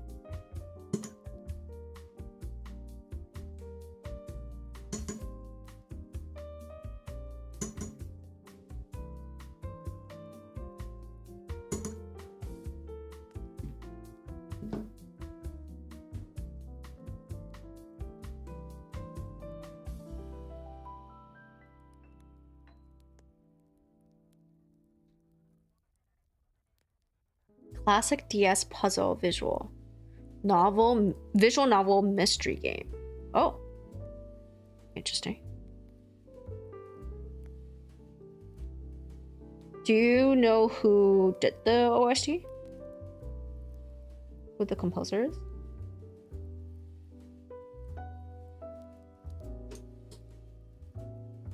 There's some like insane video game composers out there.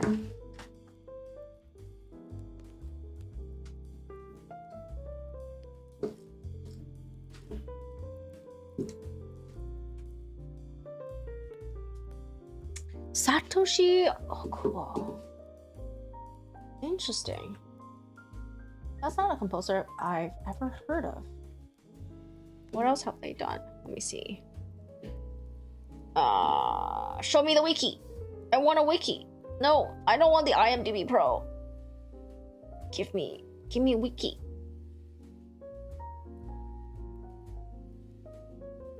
Is there no Wikipedia on this guy? No way. No way. Wikipedia.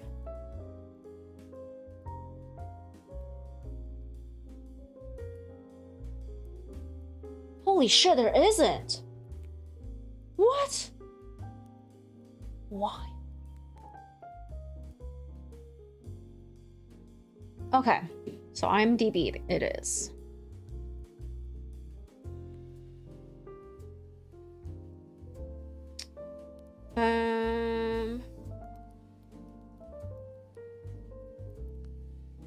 Oh, interesting. Not actively working, but he's not working on like epic games.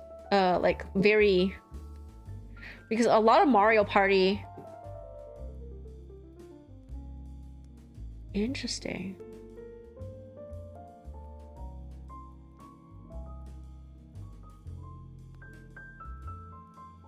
Wow. Hotel Dusk, room 215.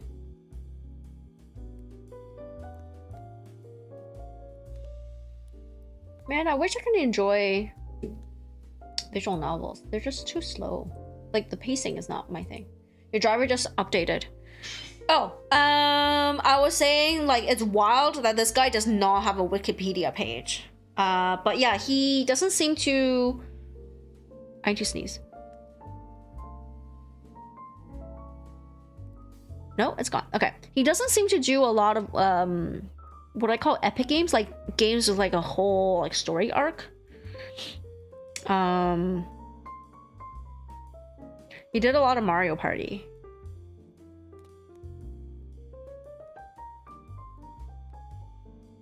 Yeah, the genres of his games are very interesting. He does smaller projects usually. Generally, I see. But like I'm looking at, let me see. So on IMDb it lists Hotel Dusk, Suzumiya Haruki, Last Window, which is the same series. It's a visual novel. And then a whole bunch of Mario Party. Bakeru?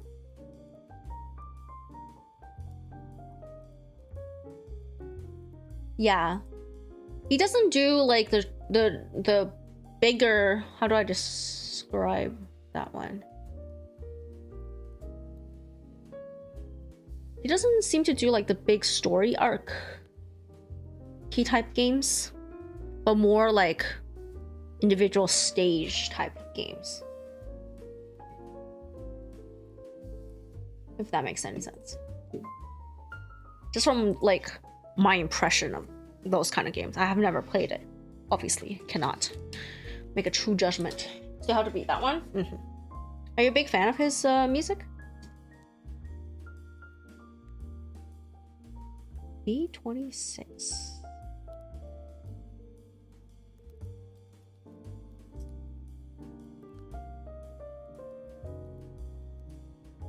B30?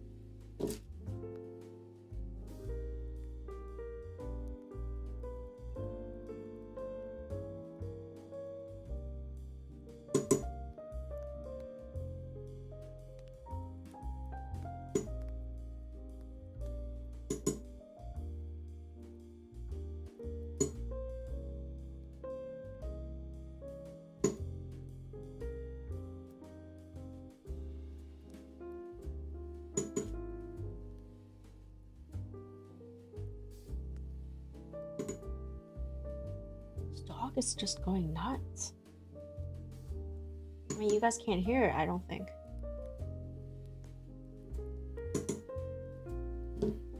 It sounds like the dog is barking at something, because usually dogs with separation anxiety will just howl or cry. But the dog sounds like it's barking at something.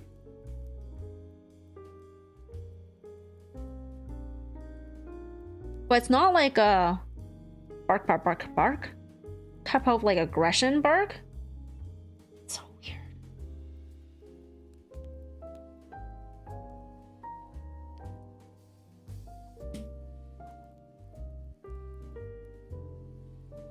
Is there a reason to put all that in a flask?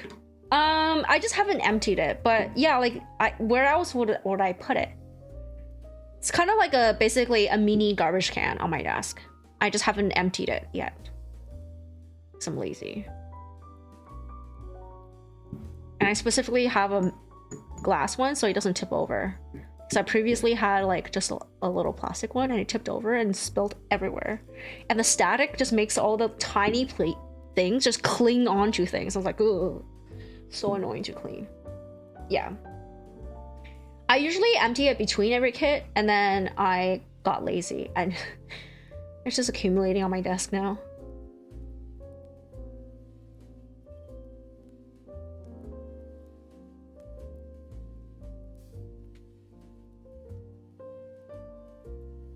Okay.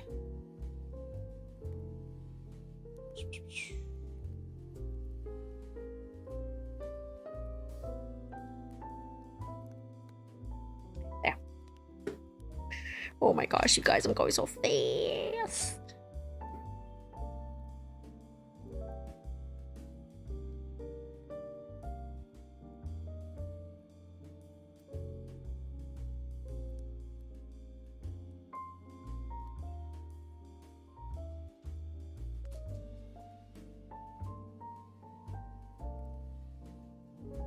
You know, there's just like something I knew that was gonna happen. You know, like when you do something regularly enough, you will improve and get better. But it's always like when you like really take a look at the improvements, like I'm faster now, I don't make as many mistakes anymore, and I can be as distracted as I could. Obviously, when I get super distracted, I just won't build. I just mean like when I get distracted, I can still build and not feel overwhelmed by like, oh, well, like what is it I'm doing? Like I don't understand. Which piece am I cutting? Just don't know how to think about it.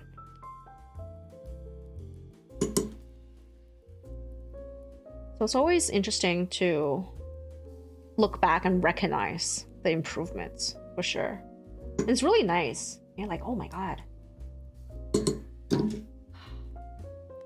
So last night I was painting digitally, and I was like painting fabric because I was watching a YouTube video on like it's for oil painting, but yeah, but basically what they were saying was the reason why you think like why your oil paintings still turn out so good, and like your brush, for him he was like my colors, my brush strokes are really stiff, whereas like he was referencing a painter I like, which is John Sargent. And he's like, Sargent's brushstrokes are super loose, but it looks like so much more details. It's like the best way to practice, because like you probably have been practicing on portraits and stuff like that, and when you're thinking about accuracy and likeliness in terms of painting a person or something very specific, you're just too focused on like, you know, the colors, getting everything looking good and whatever. You're not really looking at the brush work itself, like how to manipulate the brushes, how to do the colors, like basically the techniques of putting color down. You're not really practicing that. And he's like, okay, so you gotta practice painting clothing and stuff, because that's less about accuracy and more about like getting the idea through, and hopefully with as little paint, as little effort as possible. Well, not those weren't his words. As little effort as possible is mine, because I feel like a lot of prolific artists are ultimately lazy artists. Not lazy, but like efficient. I take it back. They're very efficient artists. They're not gonna put down things that just don't belong there. And another way of calling it is that they're very confident in their brush strokes, and they are also, oh, did I do something wrong? And they're also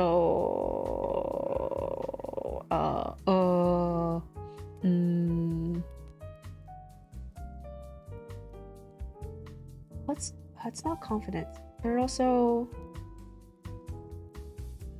not overworking That's right. They're not overworking their pieces. So yeah, like last night I was practicing, and honestly, like holy shit, I was like, okay, so we're gonna, you know, things I learned is to start with the painting really small with a really big brush. At first, I try to sketch out, you know, the folds and whatever, because when you start learning art through anime art, you start with line art. And I think a lot of painters as well, they will sketch out lines just to see where things go. But I feel like whenever I watch painters, they'll do the lines and they will immediately paint over them. So it was really just to get an idea. And I find that like digital painting, obviously when you paint over the lines, you really don't see it. But with oils, you put I guess it's an opacity thing. I could do that. But yeah, like just layer opacity.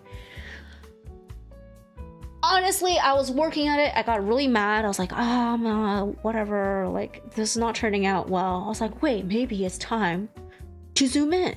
And I zoomed in a bit, cleaned it up, and it looked better, but it was overworked. It was seriously overworked and muddy and messy. And I was upset. And I stopped. But then, just like with this, I like took another look before I went to bed. I was like, you know, as terrible as this is, and I don't like it, I could not have done this 2 years ago. As terrible as it is, I still have improved from the even worse me from 2 years ago. I was like, you know what? Fuck.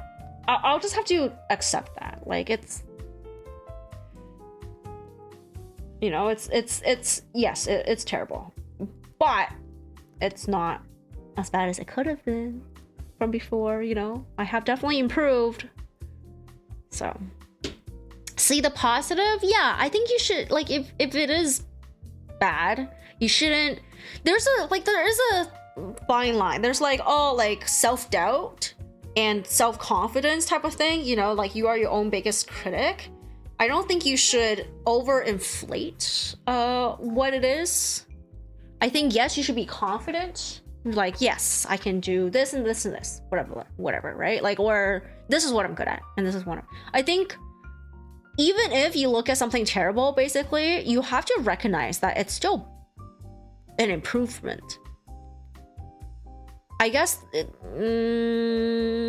yeah, you should be able to see both. Not like, oh yeah, this is good, but more like see both the good and the bad, like different aspects, everything. You can't just look at one aspect. Objectively, bad.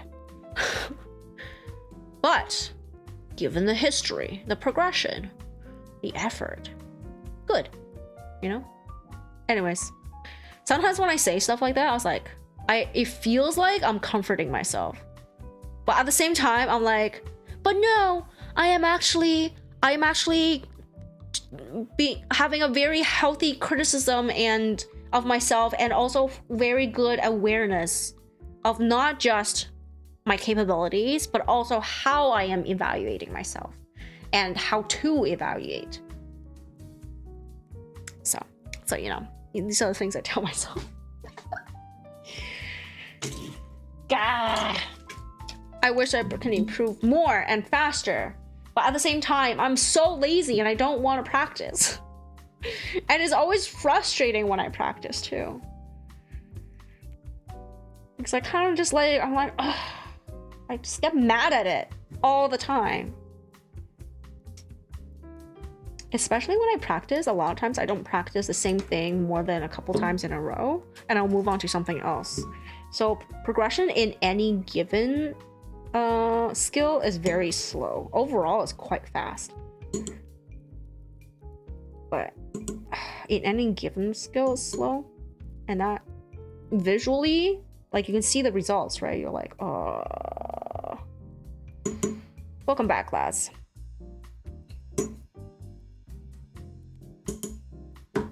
There are ads in progress right now, so I'm gonna go on a quick break. I'm gonna go out and see whose dog is going nuts.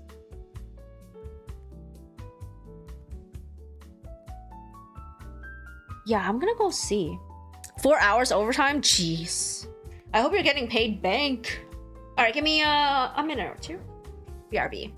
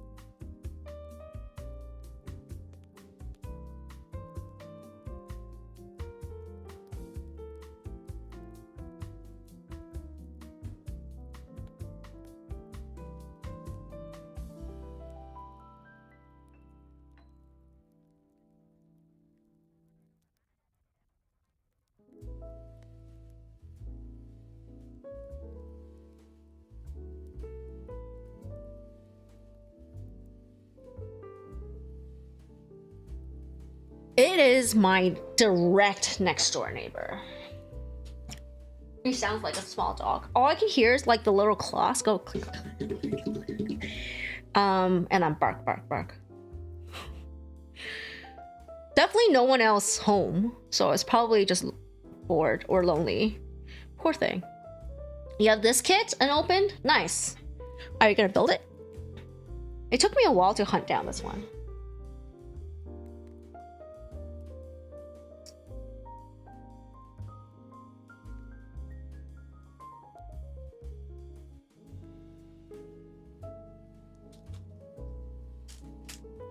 You can? Should you? I don't know. I'm asking if you are.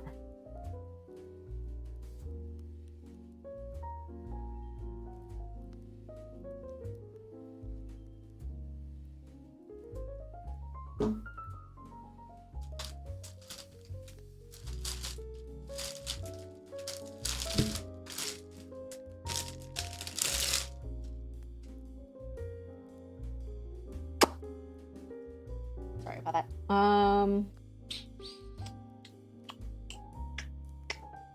9C9.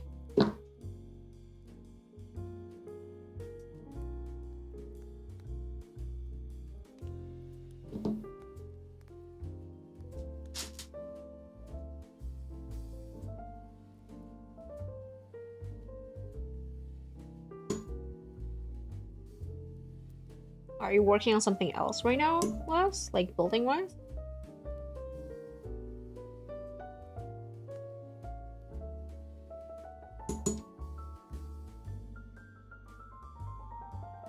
No? Are you going to build anytime soon? I'm always kind of curious of the people who have kits that they haven't built and they buy more. I feel like it's a little bit of FOMO-ness, which I understand. But also, like, if you're not building, then what's the purpose of buying? Like, just hoping that one day it will happen? Dreaming about it type of thing? Stickers? Yeah, I'm not using any of it. Well, mostly because this kit is going to Joe, so I don't really care, but...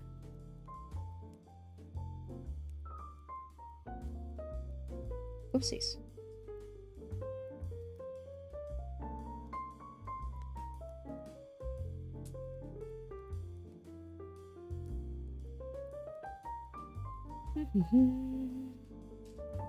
C10.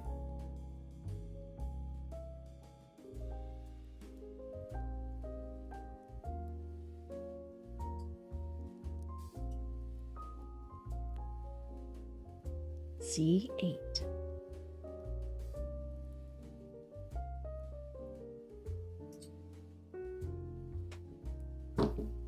E6. You lost this kit on sale for 13. Oh, I see. Nice. But still, if you're not gonna build it, why did you buy it?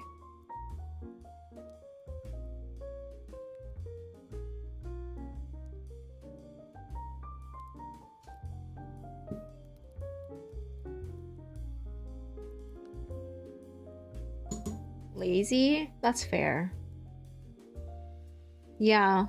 I feel like a lot of things I do because I am streaming. And a lot of things and the reason I'm streaming is so I can do them. You know what I mean? Streaming has been a blessing in many aspects. Like, I got through so many games I wanted to play. Yeah. It's for your friend. So next time he comes down, you'll give it to him? The kit that you bought? So why would you... Wait, then why did you ask if you were gonna build... If you should build it?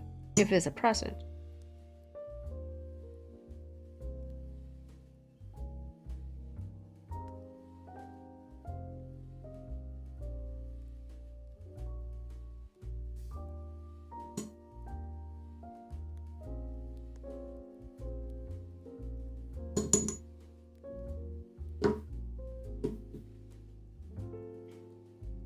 Okay.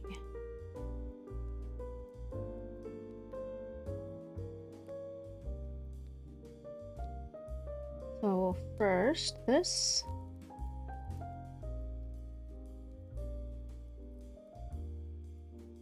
Wait a minute.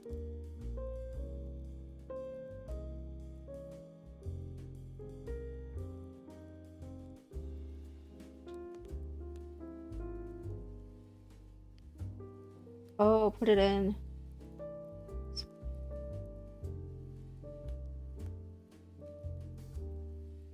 Oh, no, this. Put it up clean.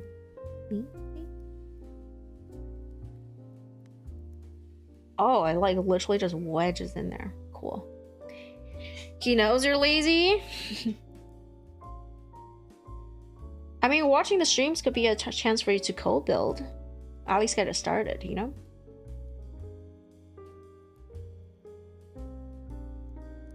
His little legs aren't designed for distance. Alpha? Yeah, that's why I will sometimes pop, like, more than these build streams, I will sometimes do co-working streams. Like, I hope that it will help you get stuff done.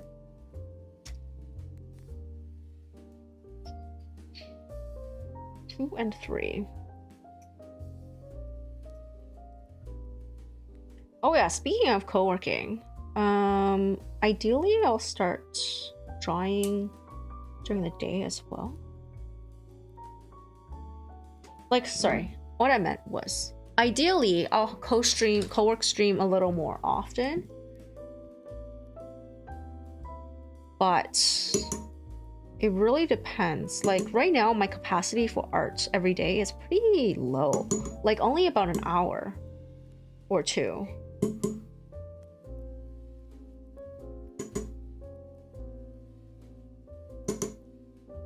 And then now that Yuna is free, I'm mostly probably gonna be drawing with her. I do wanna draw a bit more in my co-working thing. You guys will... Oh yeah, I was gonna put in the Discord that I want to learn Blender and who wants to learn it with me. Because who was I talking to with? Somebody in chat. I forgot the name. About like signing up for Skillshare classes, like a free Skillshare trial to everybody together, and we can all do a class together or some kind. Yeah, I was gonna post about that. I forgot. Finally gotten your gunpla desk done. Nice. Camera arm, lamp arm, microphone arm, USB hub.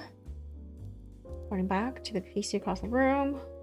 HDMI to the... Nice! And you gotten all their stuff out? You know? All the storage stuff you were putting in there? That's all done too?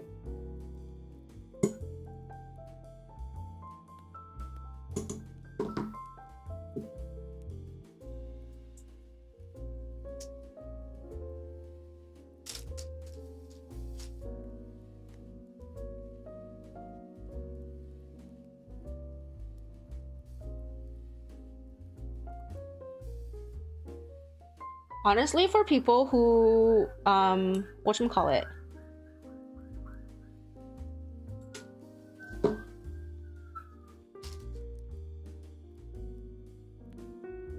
for people who have stuff like this, like video games or model kits or, I don't know, minis that they want to paint, like things that you want to get done, but just can't get around, find the time, you're lazy, you're tired, whatever, try streaming.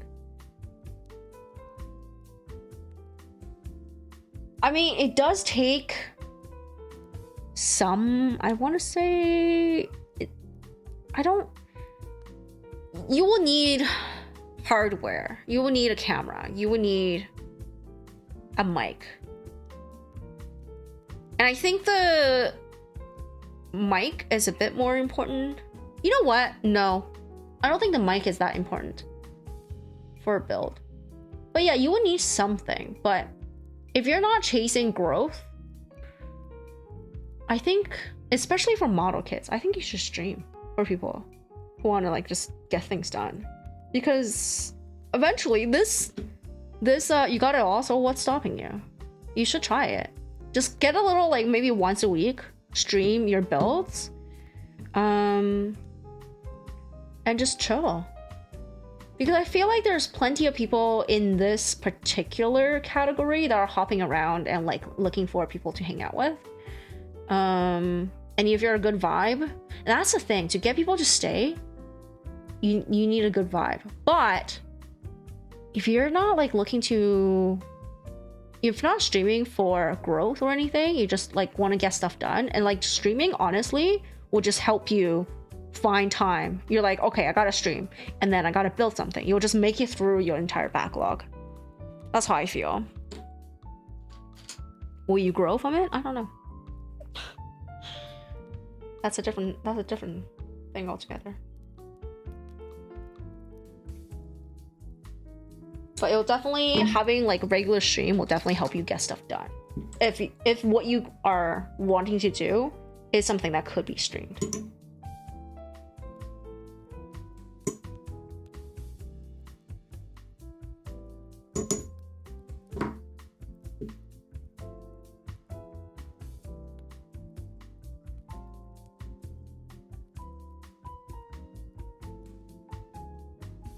Lack of sleep makes you lethargic, so you don't get anything done. That's fair.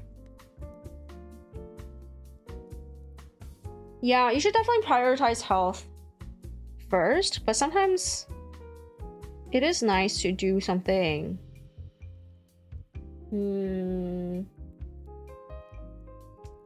I was gonna say non-routine, but if you build it into your schedule, it does become routine, but not so like hamster wheelie. You just gotta find out what it is that you need to do that's not super hamster wheelie. Because if you're always just on, like, you know, not doing anything for yourself, then your mental really suffers.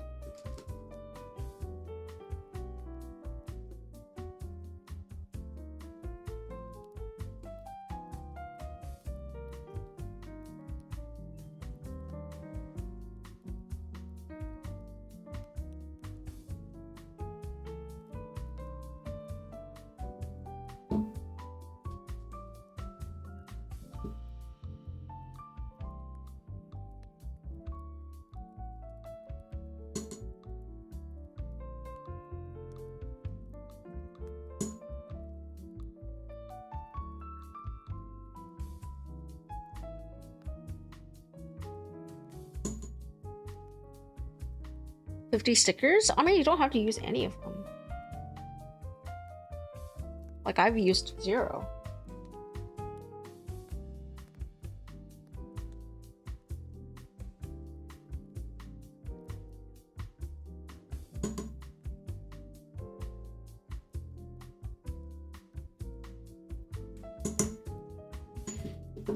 Oh yeah, you're giving it to somebody. You might want to use the stickers. I forgot.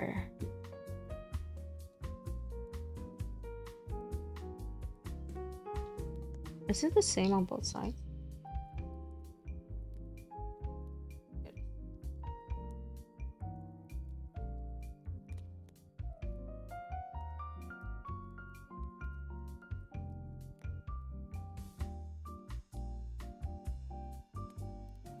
Whoa, this is so weird. This piece kind of just like wedges itself in there and doesn't move. Like it'll turn, but it doesn't shift up and down or... But I swear the whole thing is just flat. Interesting. I don't know how they designed it. Okie dokie.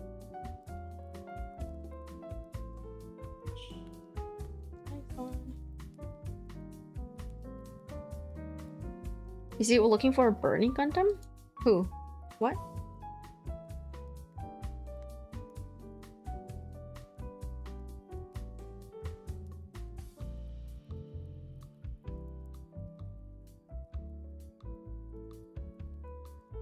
Oh my god, I'm done. Well, no. I'm done the body. This is crazy fast. Oh, so beautiful. He's so beautiful. I feel like with the rainbow stickers, he would have looked really good. Like this.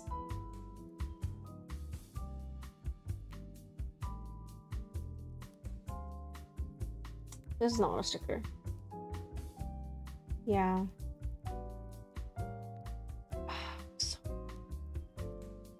I love white colored kits, man. It just feels like whatever accent you put on is just gonna pop.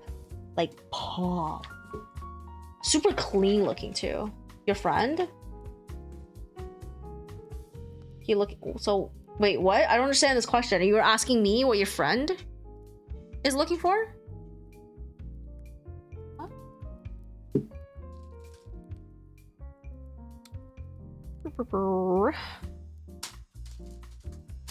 I do not need D2 anymore.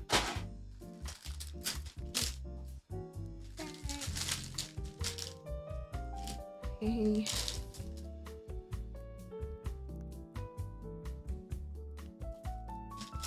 D1 24 25. You Google the kit. Okay. D1 24 25. Somehow already fell off.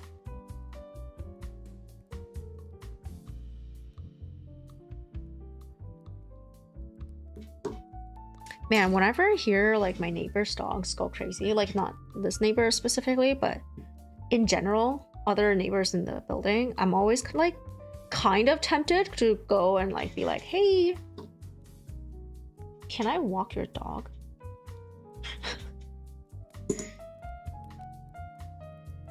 I just feel like it's something that would be interesting, but then I was like, I also don't want the, like, A, I'm not a dog walker.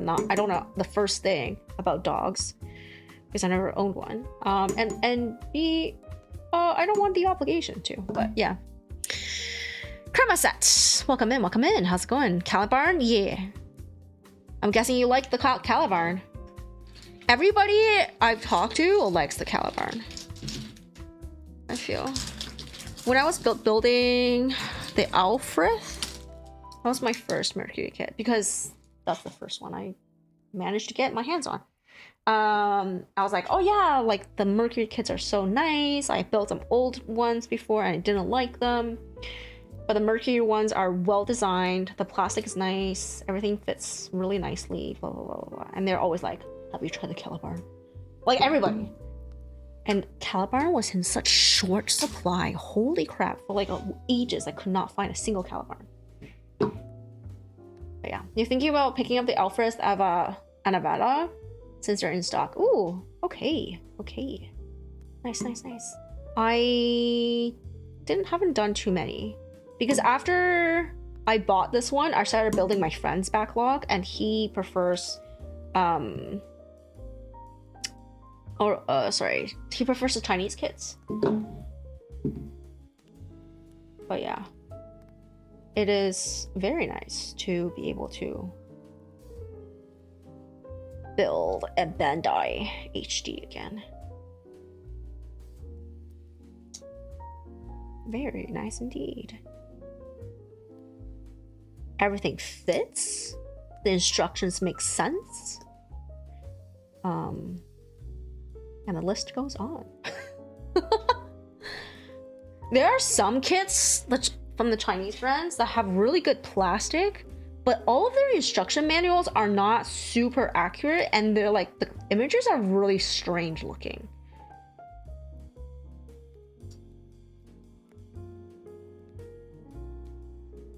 With some good plastics.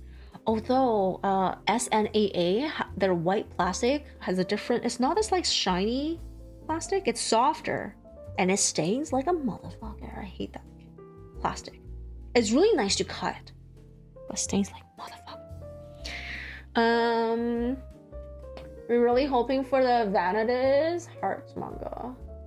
It's an anime soon. Ooh, if that happens, P Bandai kits are gonna be released as regular Bandai. That would be a score. That would be nice.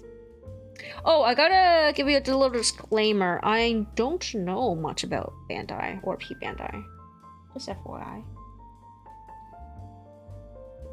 I mostly build as something to do, and I also have memory issues. I don't remember all the shit I've done. Just letting you know. Don't ask me too many detailed questions.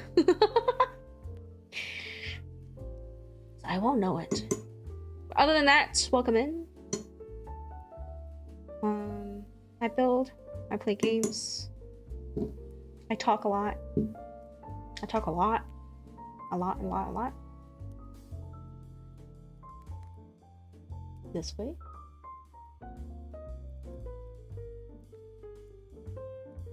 We really want to see more people get their hands on the Alphas Jew and the Anavada, since they're P Bandai kits. Oh. So my question is, are P Bandai kits, they're limited. Are the quality different? Like, I could try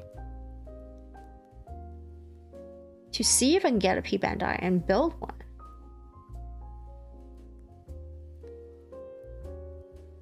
I don't really feel like hunting for them. P Bandai still Bandai? Okay, same material. So what makes them premium other than limited runs?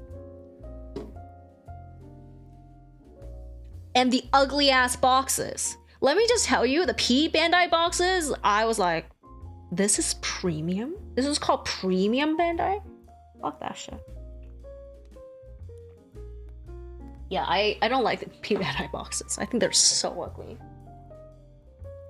It felt like zero marketing effort went into it. Like, look at this like nice image, you know? And P Bandai is just like that, like same, like one colored thing. I guess they don't need to market or have like box appeal, but shit. They're so boring.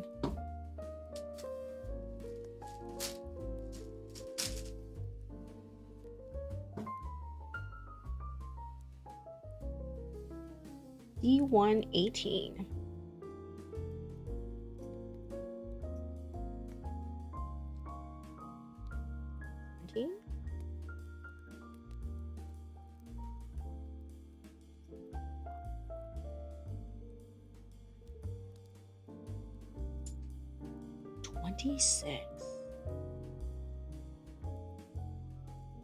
There's no marketing because the true and only true. Yeah, and there's limited edition, so people are gonna FOMO for them anyway. So they don't need to have any market appeal because they're just gonna be sold out. What's the point? You know? But yeah, that's That's a shame.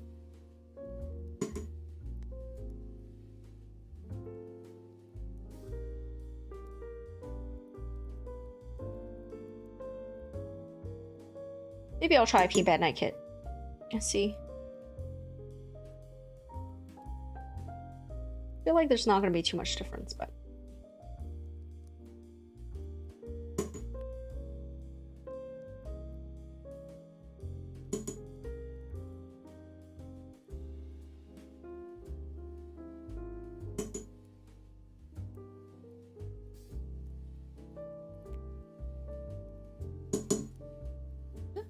Where did it fly off to? I heard it.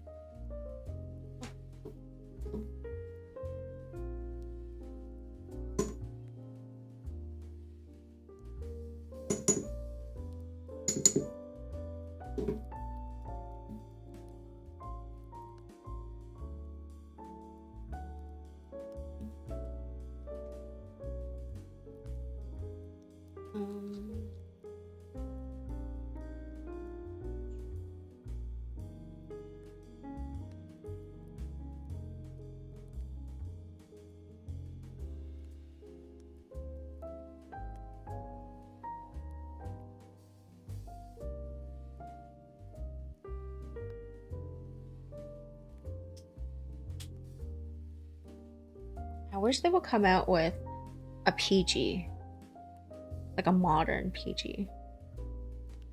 Hololive recolored line? Wow. Someone was just telling me about an Apex Gundam collab crossover thing. There's a lot of like interesting, excuse me, things I would have never really expected out of, or for Gundam rather. Apex Legends.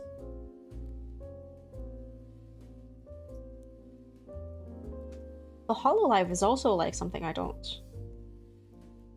would not have expected. Unless it's a girl kit, but then I would expect more like Kotobukiya, you know? This one's done.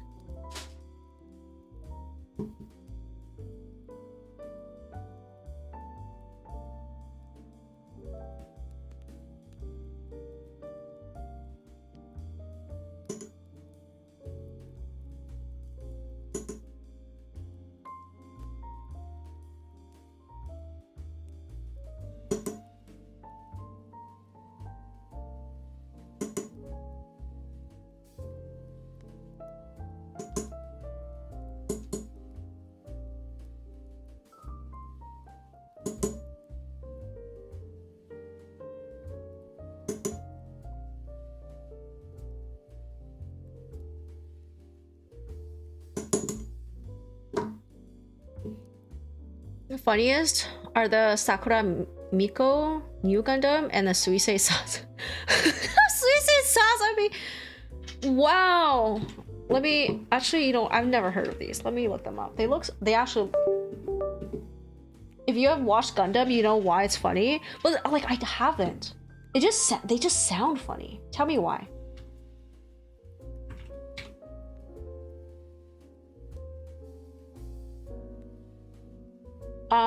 So I see a Suisei. Oh my god, there's so many of them. There's a Marin. Why is the image all crunchy like that? Oh, it's small, that's why. Bigger pictures to look at. Ah, less. No, they're all just small. Can't read the text. Why is nobody letting me look at big pictures? Huh? What is it? So I see Fubuki is as an Exia, Miko, new Gundam, So we say Sazabi. Marin is a crossbone. Coyote is a freedom. And Chihaya is a unicorn, banshee. Norn. Whoa. That's wild. Also, like the marketing images have the most girly poses. Like Marin has a super girly pose and it's like like the Gundams are all just like, yeah.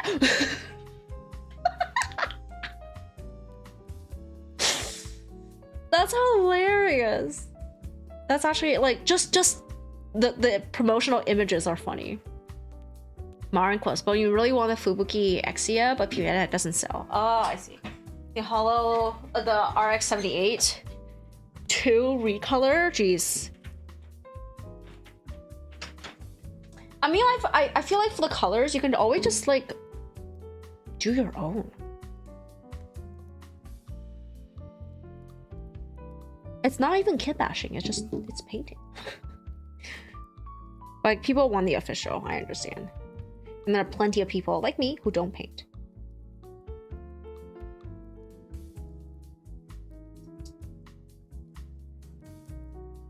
I hope they don't cost too much extra. That would be... That feels like... Oh, I don't want to say a scam, but like... I mean, it is. You know what? Let's face it. It is a marketing cash grab thing. Money-making machine. But then remember how old the RG inner frame is? Wait, are they RGs? Not HGs? Whoa.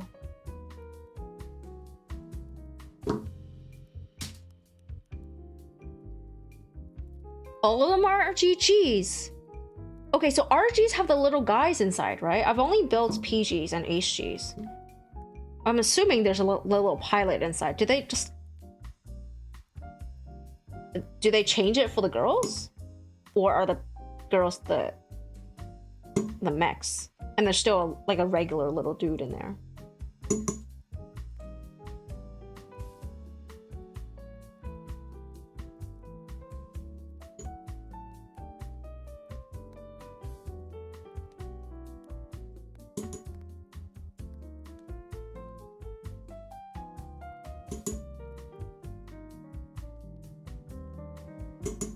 Mecha Gamer, welcome in. There's no little dudes in RG kits. Oh, I see. Are there wiring, like lighting stuff in RG kits? I am doing fantastic. Thanks for asking. I hope you are doing well. The little figures of, oh, like beside it type of thing. I've seen that.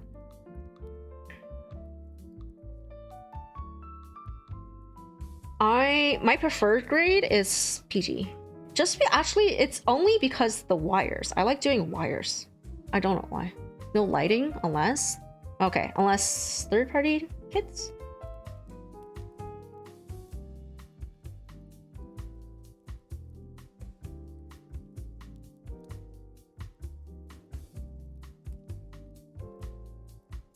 You good? Had a hot shower and here to chill? Nice.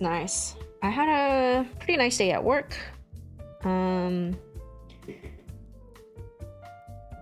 Was given lunch. Not great lunch, but I mean, that's what they had. And then client paid for it. And then was let go, like sent home early. Like I get paid for the full time of my scheduled shift, but there was like we were done early, so aren't designed for distance. Welcome back to Nova. And was allowed to come home early, which is great. Had a nap. Always nice. Naps are always good. And then showered and then napped and then ate and streamed. What did I have for lunch? Fried rice, but it was the most North American fried rice I've ever had. It's pretty much the same thing I've had in college, like in a dining hall, where they just put a lot of sauce in there. It was a wet fried rice. Fried rice is not wet. You hate to ask. Yeah, fried rice should not be wet. I just feel like moist even? No. Someone, one of my coworkers was asking, it's like, oh, how should fried rice be? I was like, well, A, not wet. I just feel like a lot of North American cuisine is scared of just salt. A lot of North American food will sauce rather than just use salt. Like, even for salads, like it's always some kind of dressing.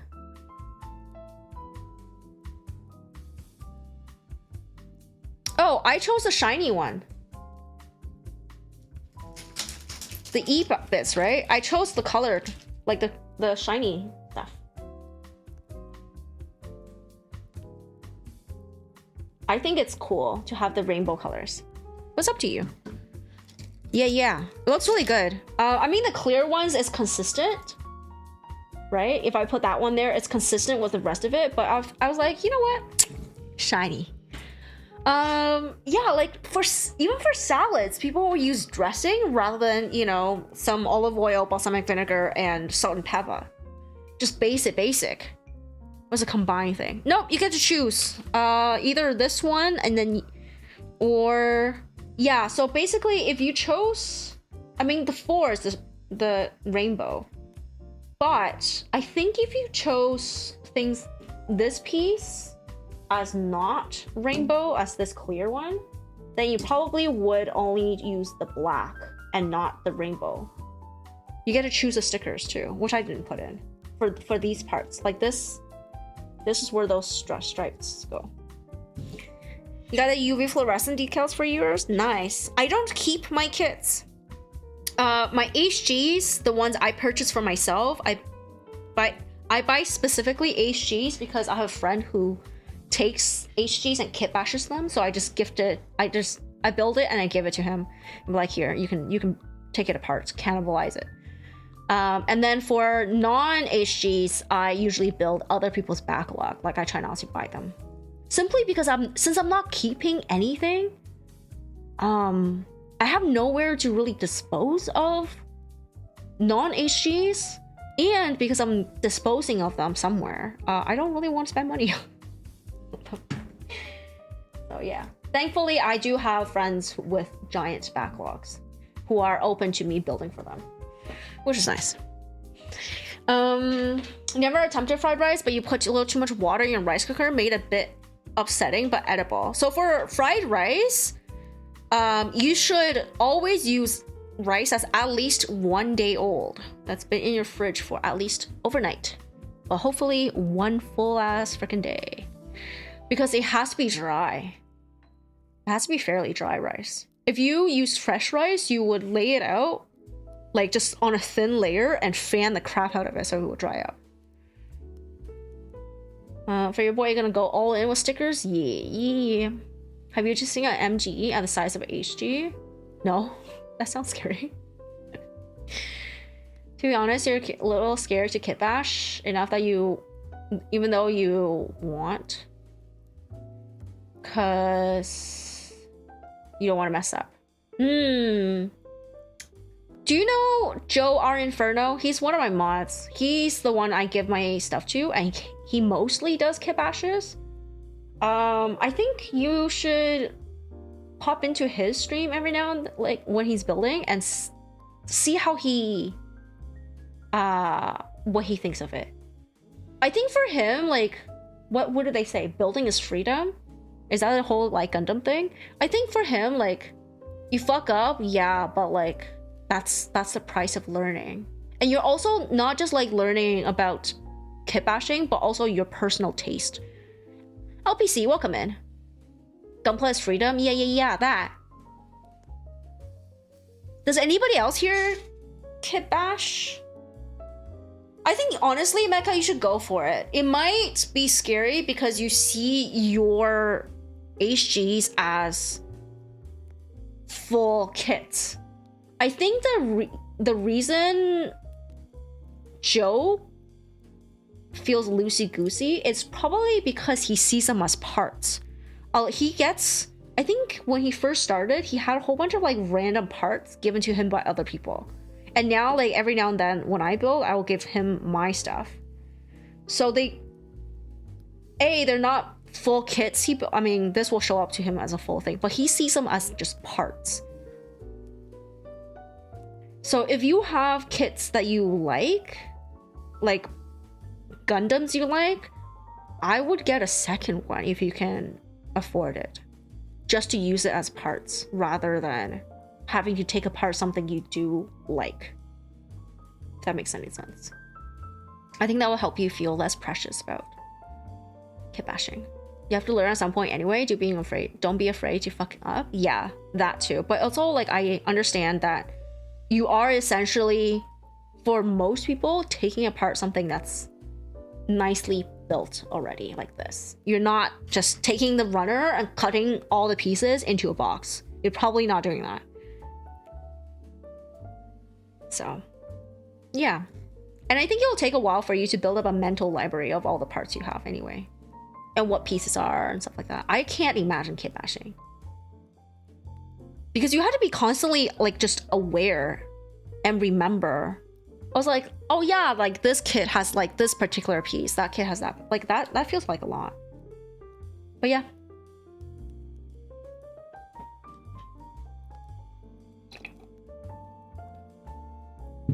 Give it a go and let us know how it turns out. Let's move on to the base and then the weapons.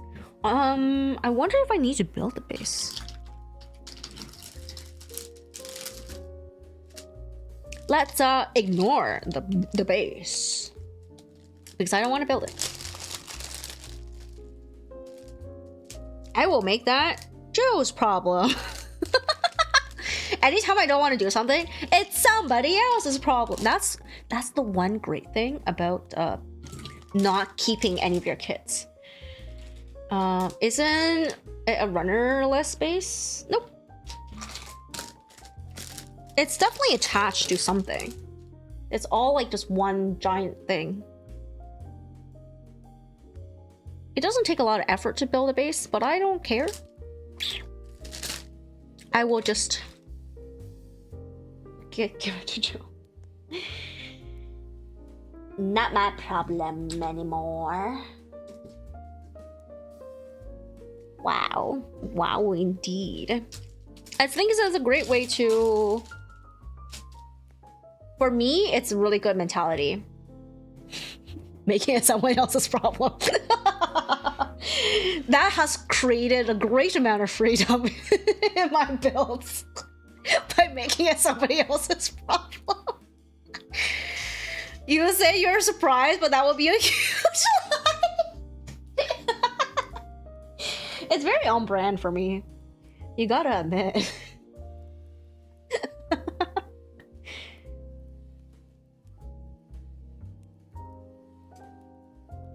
C21.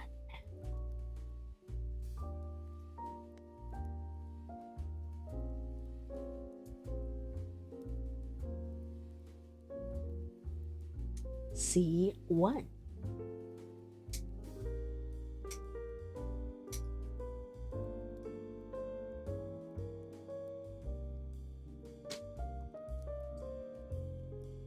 A7.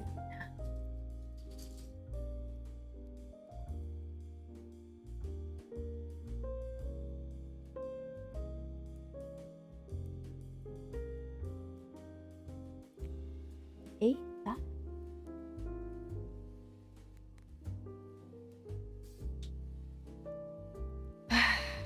The numbers station beat is fire. Yo, let's go.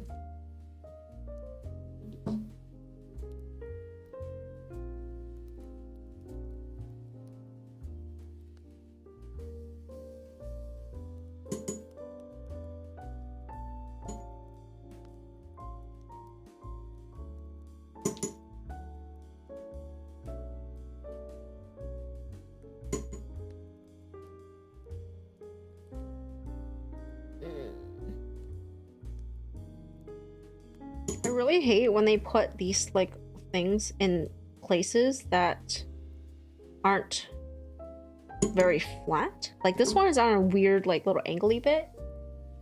So like it's annoying to fit the nipper in, or sometimes it won't fit. I'm like, I just put this somewhere else. Just move it a little bit, you know. Just move it. What's about co-working thingy? They're apparently always 3 months code available if you know where to look. Yeah, I think you just need a different email of some sort, right?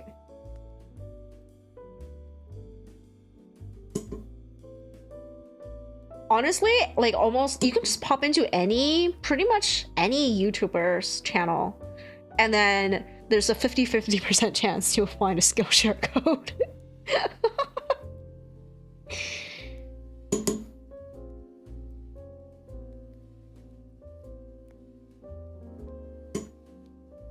Yeah, so I gotta make the announcement.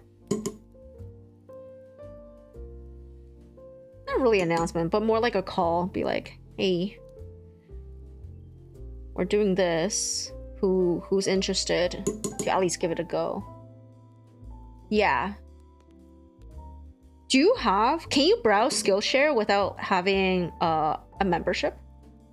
Or like a subscription? Or even a trial? Like, can I see what courses are on there before I sign up? Or like even do the trial? Okay, so yeah,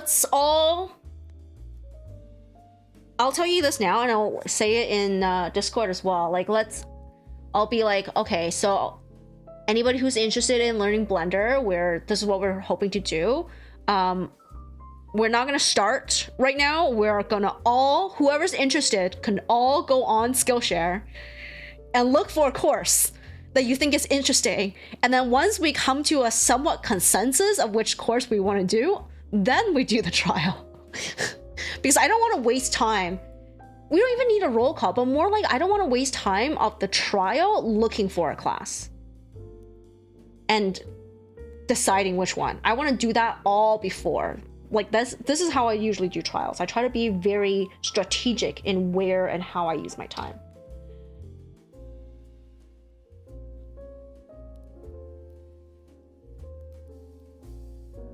Head is finally done. Nice. Making progress. There you go.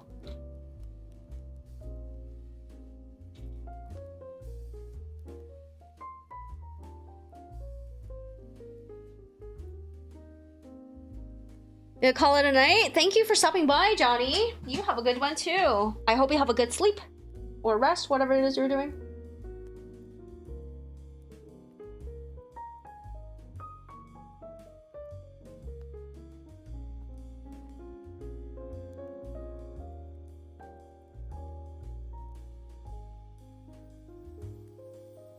Yeah, this is how I feel about all free trials. So like whenever I talk about live 2D rigging, I'm like, do not activate your free trial. Like, do not do it until you are ready to make your full model, like the full body one. Don't, because you can make it for free, 100% free. You need to do all your learning in the free version, not the trial. 750? Holy shit. How long are those courses? Well, a lot of them are going to be more advanced. But yeah, if the courses are maybe like a month each, like 4 or 6 sessions, then we can do probably like 2 or 3 of them if we're not burned out. I feel like we are, but but it is a possibility. From 1 to 30? Nice. I think I would want to do not a 1 hour. I think I want to do something with a little bit duration. Like more like plotted out, because I feel like the problem I have with a lot of YouTube tutorials is that they're just so one-off that I'm getting a lot of repeat information, but not anything different. I don't want to like learn new things. I just want to learn the same thing and like why things are happening or things like that. But yeah, we'll look. something with like 5 hours would be a good start. Yeah, 5 to 10 hours I think will be good. So then we can do maybe an hour and a half, 2 hours each week. Usually segmented. Yeah. Yeah. I'm excited.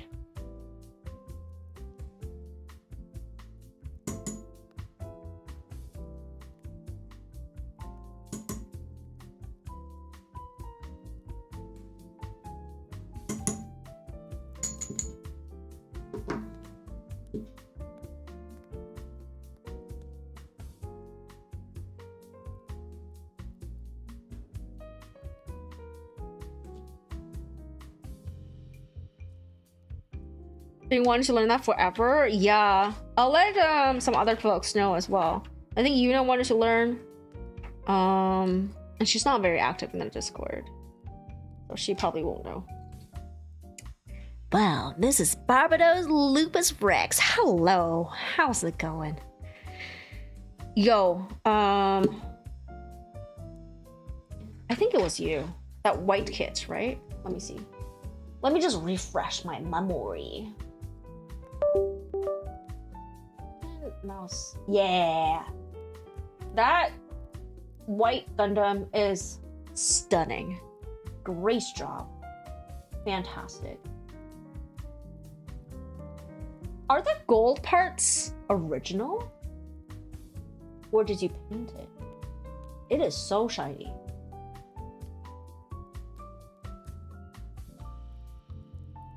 Oh yeah, it's beautiful. You know, might see it. Anything is a good way. I know, right? Yuna's gonna freaking play the next 10 minutes of RE2 in 3 years. Oh my god, that girl. Oh, okay, so that was original gold parts. Nice, nice. That was glorious. I know, right? That's why I was like so desperate to rate her immediately, because I knew she was gonna just like not play. I tried to emotionally blackmail her, by the way. I like sent her like a very stern message. I was like, what did I even say? It was so funny.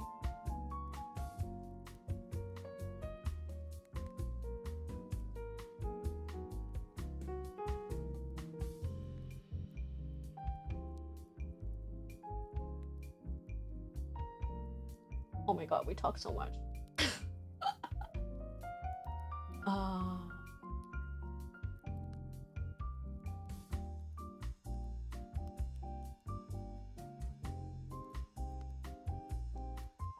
Oh, I said, Yuna, I'm actually quite disappointed in you today. And then I was like, to make up for me, you must enter 3 red-colored rooms in RE2 tomorrow night. Oh my god. Because she ended stream without like doing much. And I was like, what? When she went into the vault room in the office, we could hear the zombie, but she couldn't peek. I know, she just I was like, just put it on speakers if you don't want to hear it in your ears, you know? Like, just you gotta hear it. I guess she likes being jumped. You know what I mean? Like, I feel like that's what, like, she likes being jumped by zombies at this point.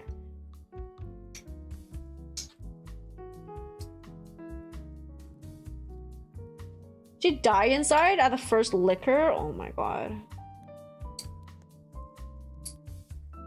And it's not like, oh, like, let's play, like, we'll play co-op horror games together, so you will build up tolerance. No, I don't think. I played RE6 with her. It did nothing. It did nothing to have played that with me because I pretty much tanked everything. And it wasn't like I could just not tank everything. Couldn't play those games. You get jump scared a lot. Yeah. I think that's what, like, she didn't like. I don't know why she didn't shoot them at all. I think she probably chose easy, so there should be enough ammo. The jump scares do get scary, but like for the zombies, a lot of times you can hear them, but also I feel like if you play enough, you kind of know through just like video game logic of where the zombies are gonna be.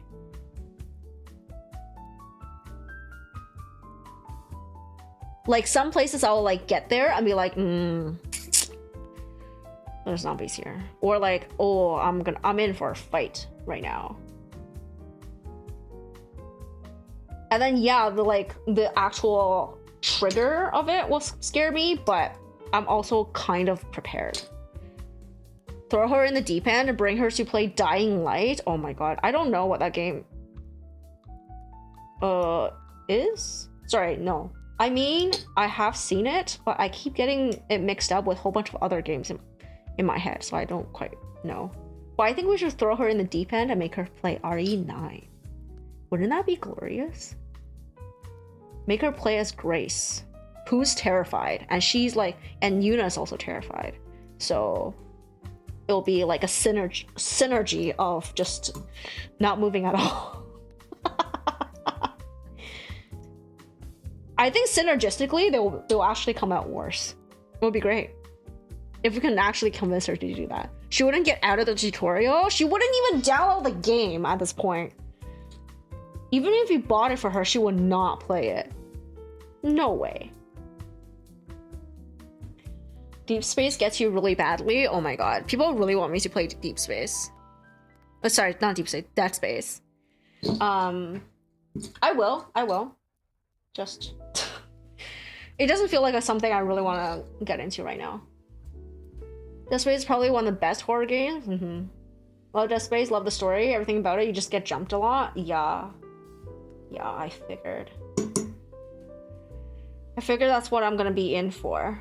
I just, I'm not into the spacey type, alien type games right now. I want more zombies. I like zombies. I think zombies are cool. Dead Space 3 co-op? Is there a co-op? Is there Dead Space 3? Does that exist? Are you just pitching ideas right now? It does, oh. Curb stomping monsters to check if they're dead. Gotta say, very therapeutic. Yeah. Just gotta go for the crunch. The crunch. If there's co-op, maybe we can convince Yuna to play with me. I'll just like shoot them and she can go around stompies. Steppies! As I say. As they say. 1, 2 solo, then 3 is co-op. Nice. Nice. It'd be really cool in co-op for y'all. For reasons I can't reveal! Oh, loud. Oh, loudy loud. Let's not say that particular sentence when Yuna's around, okay?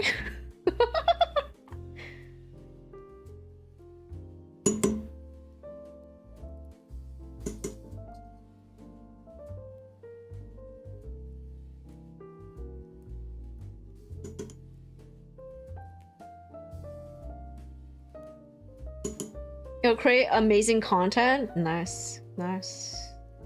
Perfect. We could all use a little more content.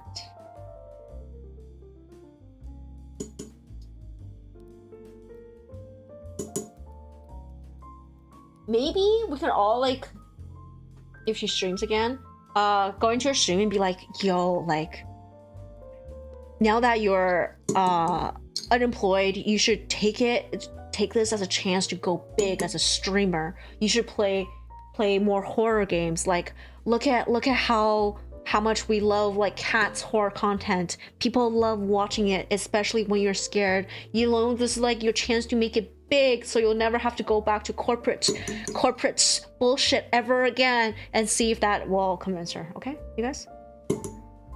Right? Your Weiss and Andrews hold weapons. Nice. One of y'all gonna say, do you see that? The content Amount of clips that could be there, right? Right? Yeah. Also, you upgraded your aerial. Nice. Good job. Thought you were gonna say now that you're a horror veteran. No.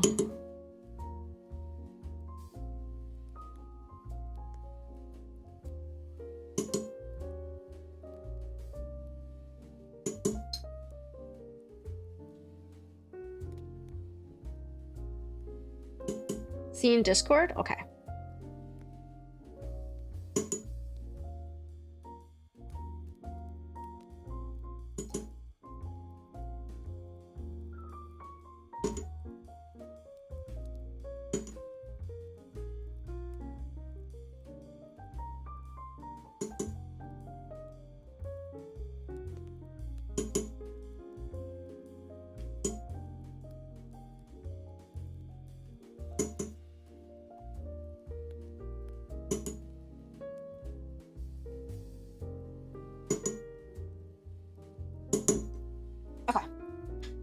Let's look at Discord.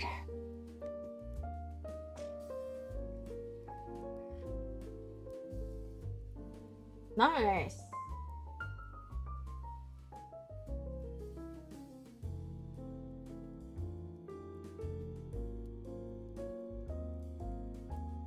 That's good colors. Oh wait, the Sinanju has a gray gun? It doesn't match with the shield. That's unfortunate.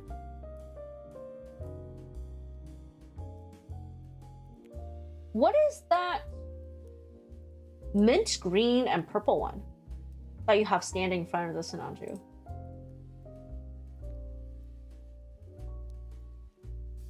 You wanna play it? You and your brother? You wanna play it again? Oh, you and your brother play it. Nice. Yo, if you have the white paint, I think you should go for the white, like painted white. It's so mismatched with the rest of the kit. But the shield is nice. I also like the mint green kit. Fin funnel?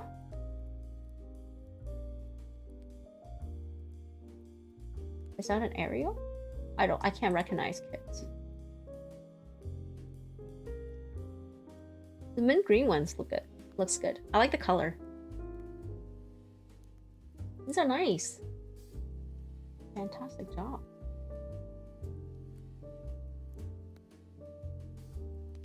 Fantastic. Thank you for showing me those. FML. Okay.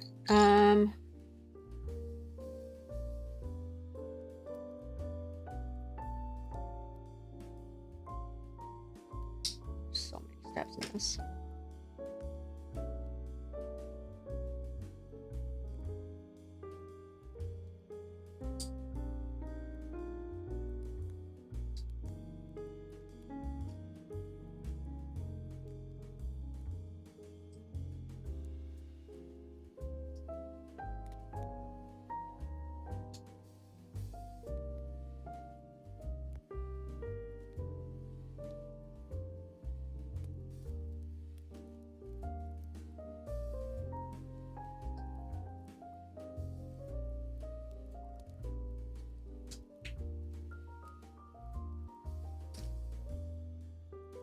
Okay, and then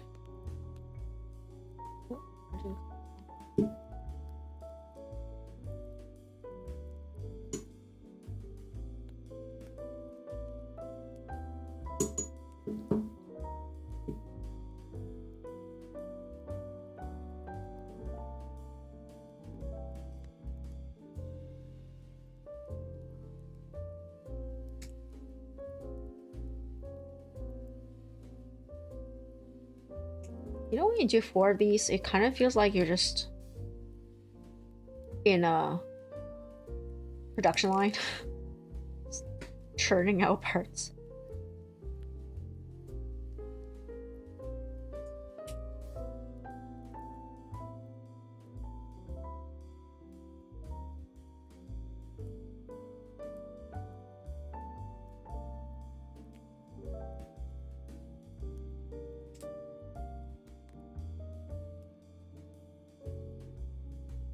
As far as a bit repetitive, yeah.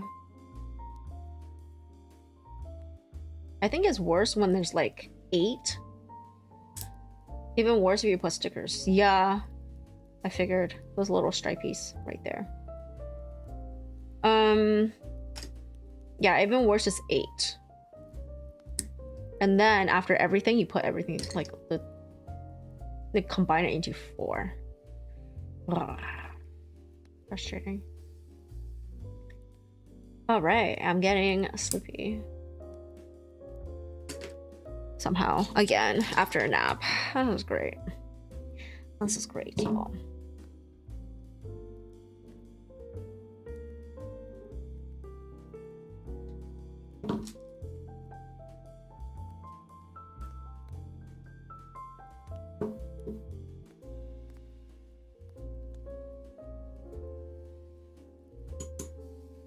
God's eepiest cat, I know.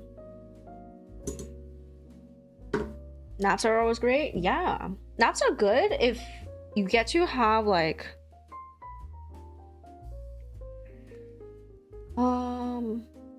I want to say like a natural wake up. The naps with alarms really I don't like them as much.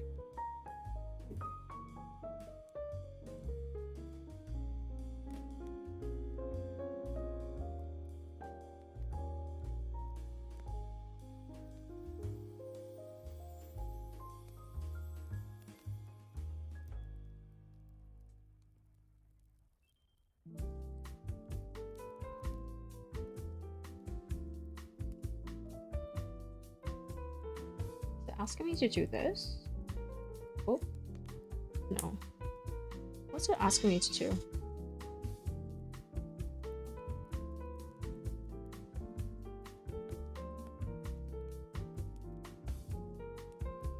I don't know what it's trying to.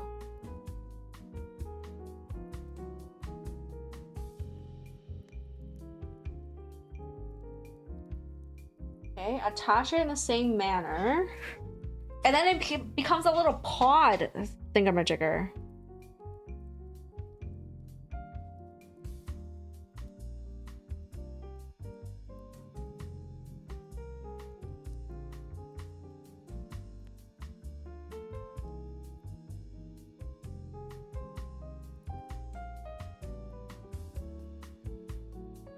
Have you been here in a while? Yeah. Welcome. Good to have you back. Welcome back. Oh. This is what you do with it. Okay, cool.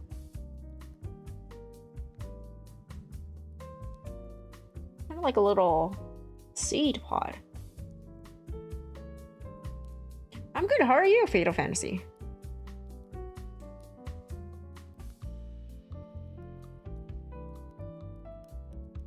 You have to have an alarm, otherwise you'll sleep all day. I noticed I did have an alarm, but I noticed now my naps are just naturally quite short. Most of the time they're about an hour now. So I stopped setting alarms.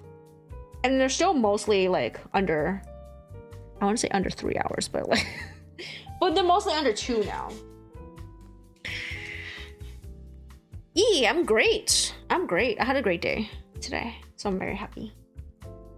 Although I am getting a teeny tiny sleepy. Eepies.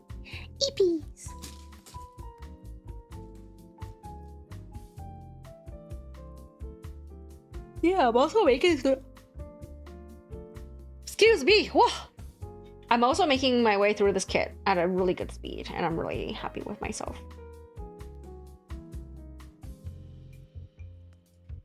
You're back in a sleeping schedule where you don't need an alarm anymore.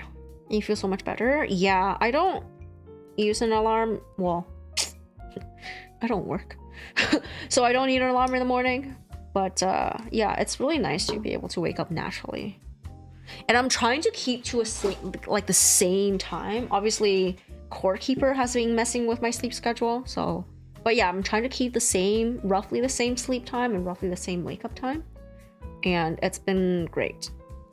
Trying to be healthy with all that circadian rhythm thingamajigger. Core Keeper, yeah. I am looking for alien thingies in the shimmer. Oh my god, I've like progressed so far in that game. I'm really happy with myself. Your college payment went up from 2.4 to 2.7. What's going on? What the hell? They normally don't increase it within the same semester. That's wild. Maybe they're just charging you all these like extra fees. I know they were charging me a whole bunch of random stuff, and I had to like be like, hey, like, can you remove it? And they will for some things, but they will just charge you first, and then you have to go get them removed, and they're just counting on you to not get them removed. You can't pay for this? Yeah. If you didn't need to work, you would be happy to wake up normally. I feel like if you could try it to get yourself into a routine that will let you wake up naturally. But the only way, honestly, Mecca, the only way to make sure you wake up naturally is if you stick to the same schedule, even on days you don't work. You can't have two sets of schedules. Your body won't do it. So if you keep to it all the time, then you will not need an alarm. It will just happen.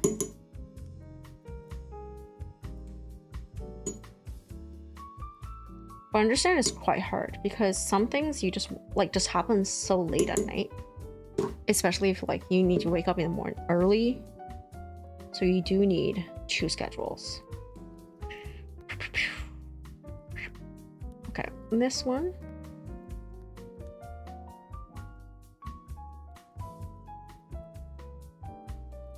I think I'm gonna run out of music soon. Oh, still 30 minutes. Impressive.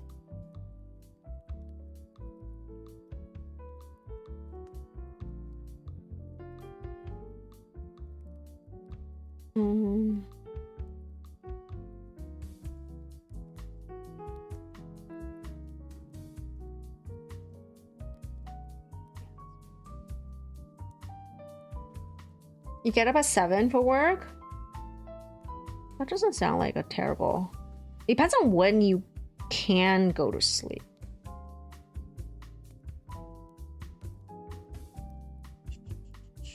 I wish you would draw if it's this way.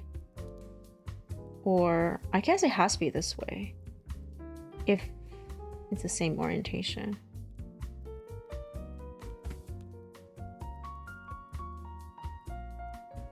Yeah, if I sleep at midnight, I will naturally get up around 7:38.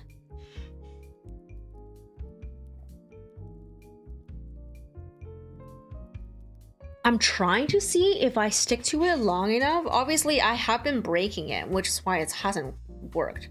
I'm trying to see if I keep it up long enough, if I could wake up around 6:37 or ideally 6 o'clock and just take a little nap.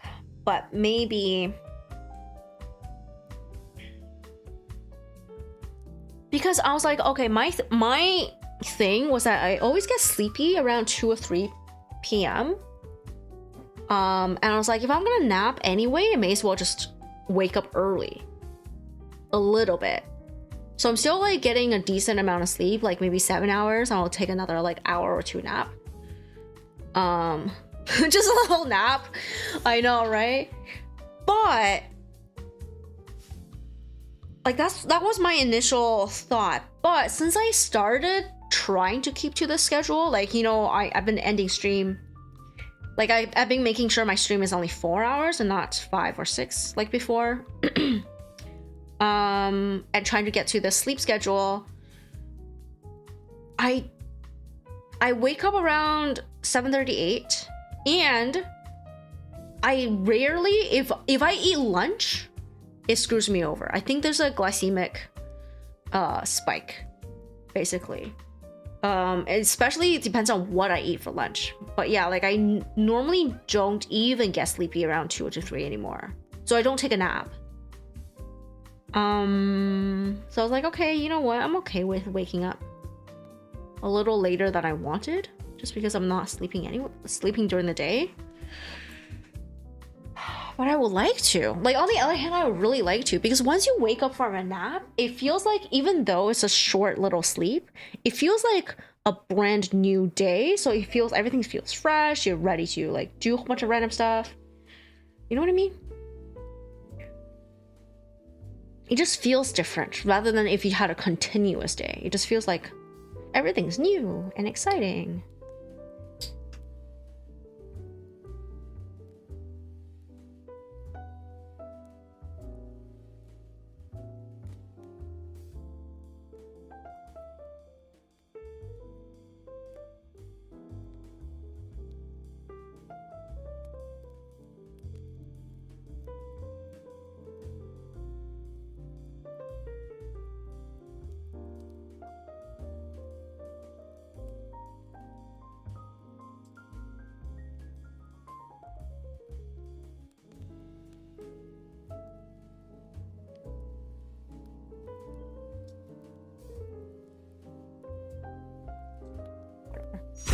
Blah!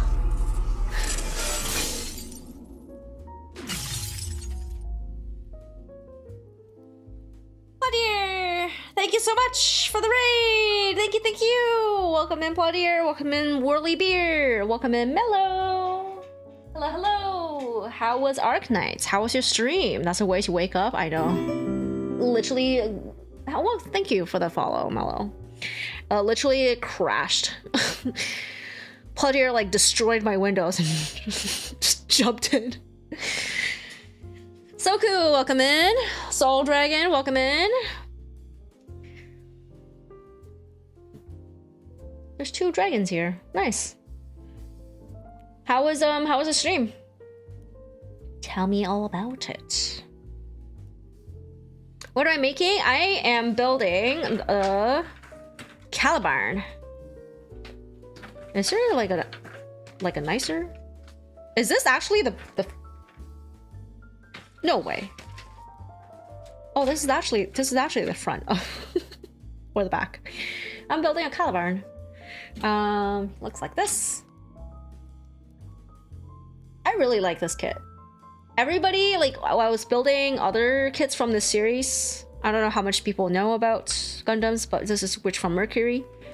And this series has good designs for their, like, in terms of like the model kits. I don't mean the Gundams. And the plastics are really nice, so everything was like such a joy to build. And as soon as I say that, people are like, have you built a Calibarn? Have you tried the Calibarn? I'm like, okay, well, first of all, we have a Calibarn shortage because I guess everybody wants to build a Calibarn. And it took me so long to get a hold of this kit. And then it just sat on my desk for like, I want to say half a year. A really long time. But yes, it is a very nice kit. I really liked it. Looks really cool too. Calibarn's pretty cool, yeah. We enjoy Gundam in this household. Nice. Plo has a wall of shame. Oh lord.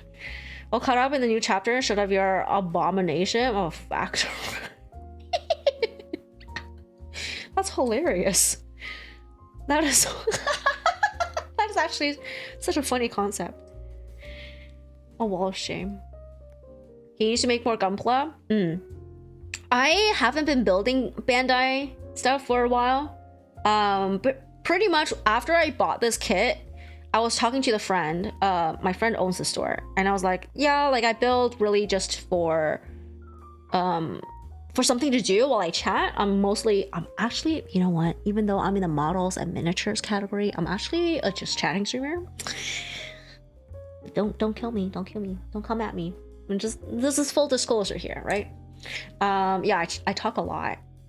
And I was like, yeah, so if you have any like backlogs, I would love to build them because I don't want to keep them. I just want to build and then return to sender. And he was like, okay. But he doesn't like Bandai. I think he says he's built too much Bandai and he wants something different and interesting. So I've been building his backlog, which has a lot of non-Bandai kits. They're all very different and they're all very interesting, but they're not none of them were like 100% really nice like the Mercury kits. There were a lot of really good kits, but I always found something I didn't like about them. Mercury, nothing. There's nothing wrong with Mercury. Like literally nothing wrong with the Mercury kits. I am so impressed. All of them so far have been just absolute joys to build. So it was really nice to come back to. Anyways. What do I want to say? Oh yes, Pledgers, thank you so much for bringing a community over. If you need to raid and run, Slayton, welcome in. How's it going?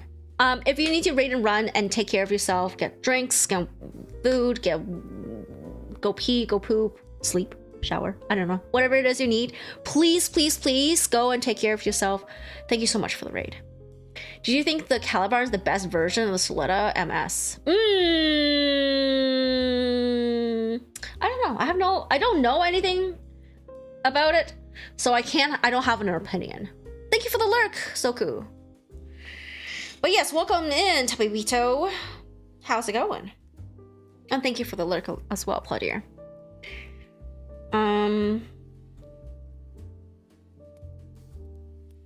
Yeah, I don't know enough to have an opinion on that question.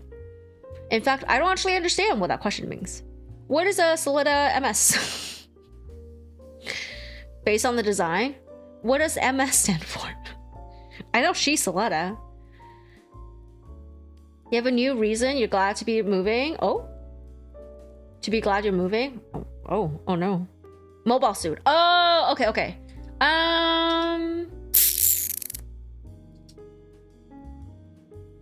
What are the other ones? She has the aerial too, right? I gotta look them up again. Cause I don't... Okay, so for people who don't know, I can't visualize in my head, so I don't know what her suits look like. I think she had the aerial. So which... Mercury, Soletta...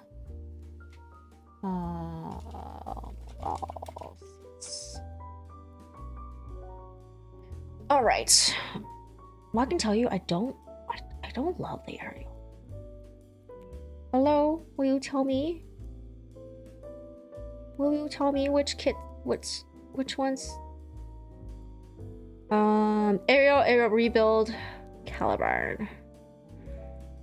And aerial.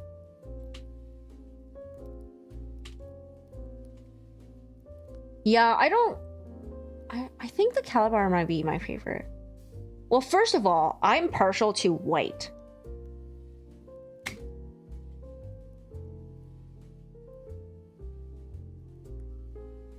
Yeah, the aerial's pretty. I think the aerial's really pretty, but I like the Calibarn. I think it's the most well-balanced look, for sure. This is why I haven't built an aerial yet. It was very available, and I was like, I don't want to build it.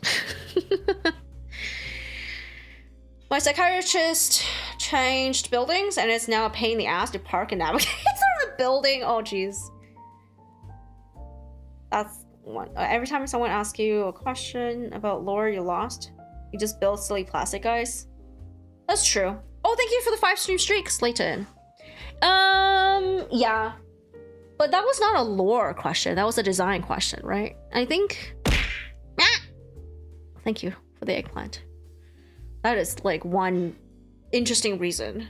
But you know what? As long as you're happy about the move, that's all that matters. But yeah, in terms of design, Calibarn is definitely very balanced. Aerial is just like very, hourglass.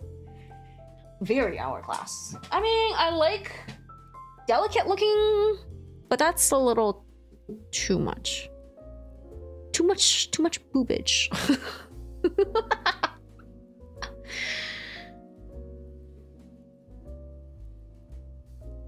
You lost your streak? Oh no. And this is when the Twitch streaks could be saved by watching a clip or a VOD, I think. Something. I don't know. I have to remember that I am not done. I am not free yet. Also, I think I didn't... I need to push it in, like, until it clicks or something. But I don't want to, so I'll just leave it. I'll make it Joe's problem. You couldn't watch the last Silent Hill stream. I think if you watch the no. Probably too late for it now. That's unfortunate. It's okay. You can build it up again.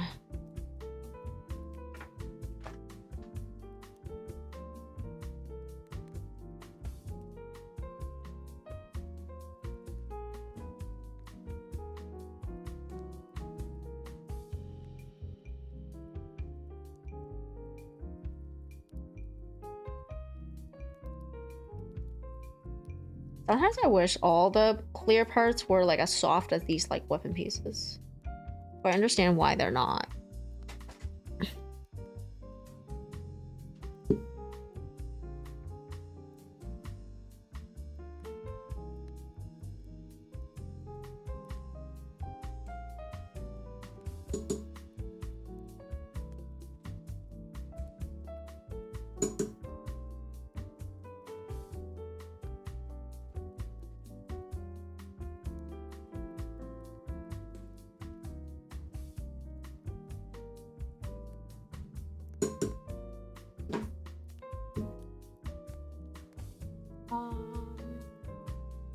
Oh, it's these things.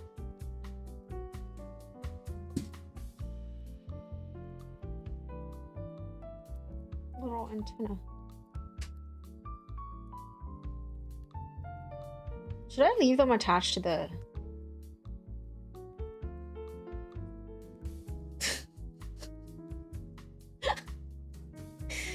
I'm ready to barbecue.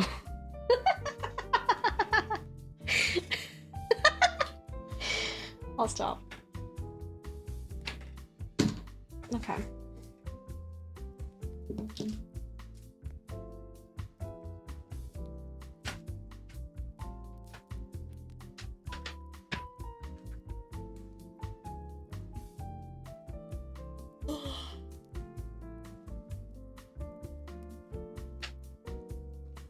Liz, it's been a while. Looking good. Thank you. Thank you. Finished? No, one more and then I'm done. I appreciate HGs for being so fast.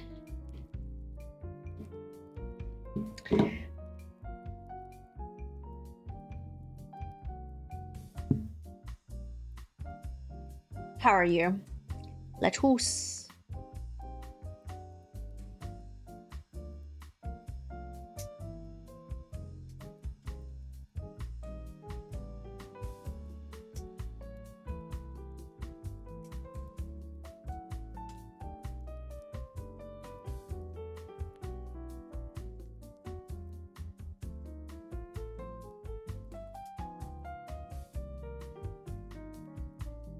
You're splendid. How am I?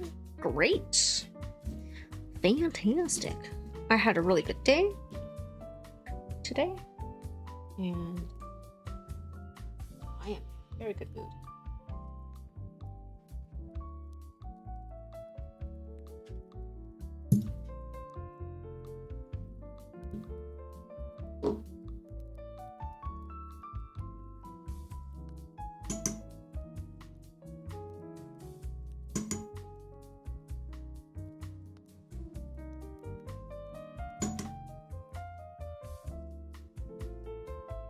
Something good happened?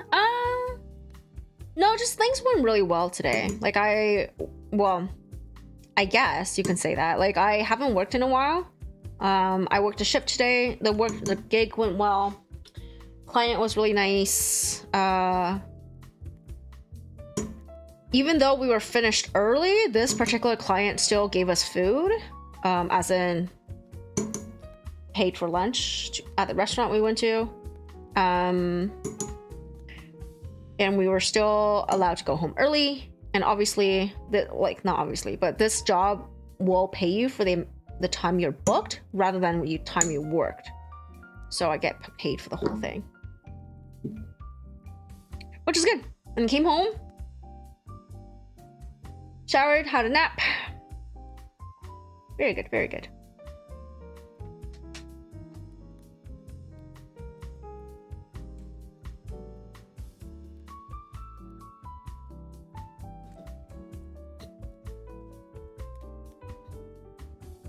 That is indeed a W.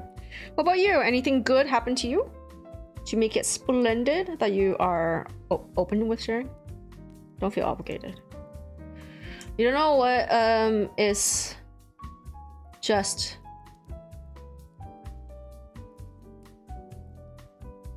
GOF back there? That sounds good. Huh?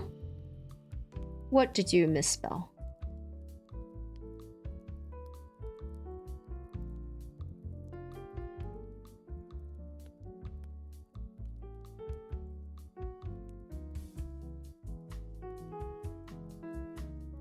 Oh, where does it go? The bottom.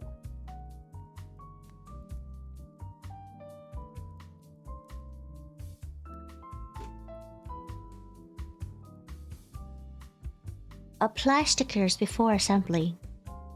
Cut out cleanly. Oh, God. You don't know what is... What is? Just got back? What sounds good. Okay. So cozy. I made you pass out. You actually fell asleep? Wow. At your desk too? Wild. Nothing particular, just an easy day with nothing really going wrong. Nice. We all need those every once in a while. I mean, you will like to have them all the time, but you know, without the annoying days in comparison, you don't know what the non-annoying days are.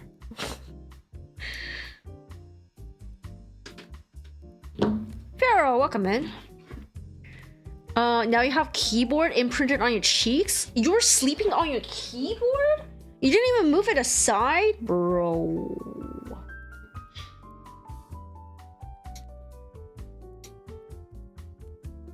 You make me sound like some kind of hypnotist.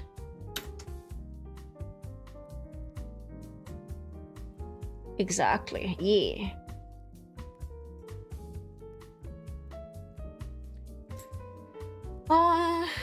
On top of my smile, your smile from falling asleep to such a cute streamer.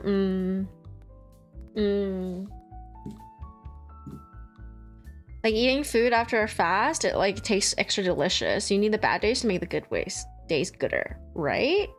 Totally. I think everything's gotta be balanced. Like you gotta have some bad days and some good days, and some good days and some bad days. That's the ideal balance. Some moderate amount of each will be good. Obviously, that's not possible for some people. I hope things turn around for them. It's almost midnight. Your sleep schedule is done. Oh my god. Bro. Are you still able to sleep after this? After a little impromptu nap? Chill number station ASMR to nap to.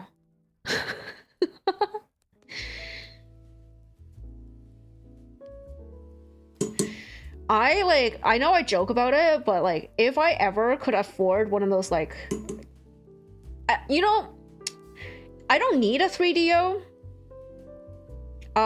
So because all you need is 2 decent mics properly spaced and something to sort a double input, like a interface. But those will also still cost money.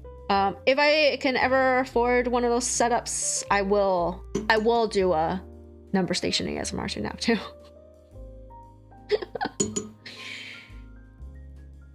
Just whisper in individual ears. B1.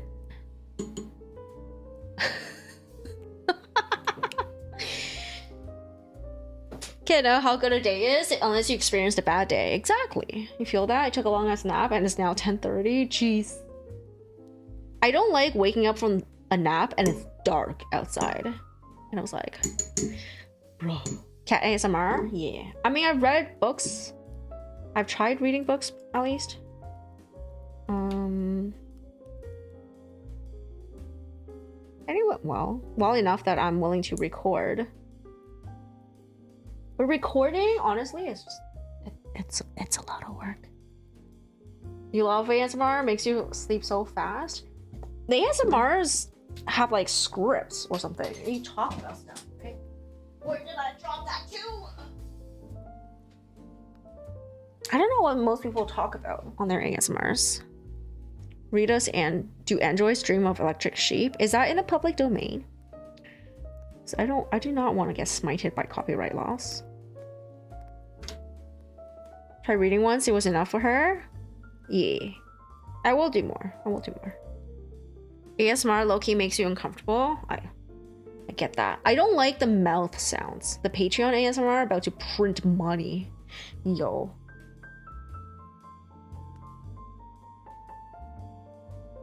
Would you guys cry if I made my ASMR, my ASMR book readings Patreon? I will not, by the way. Guess you can make it right by reading as a book right now. Probably it's all old. To androids. 1968.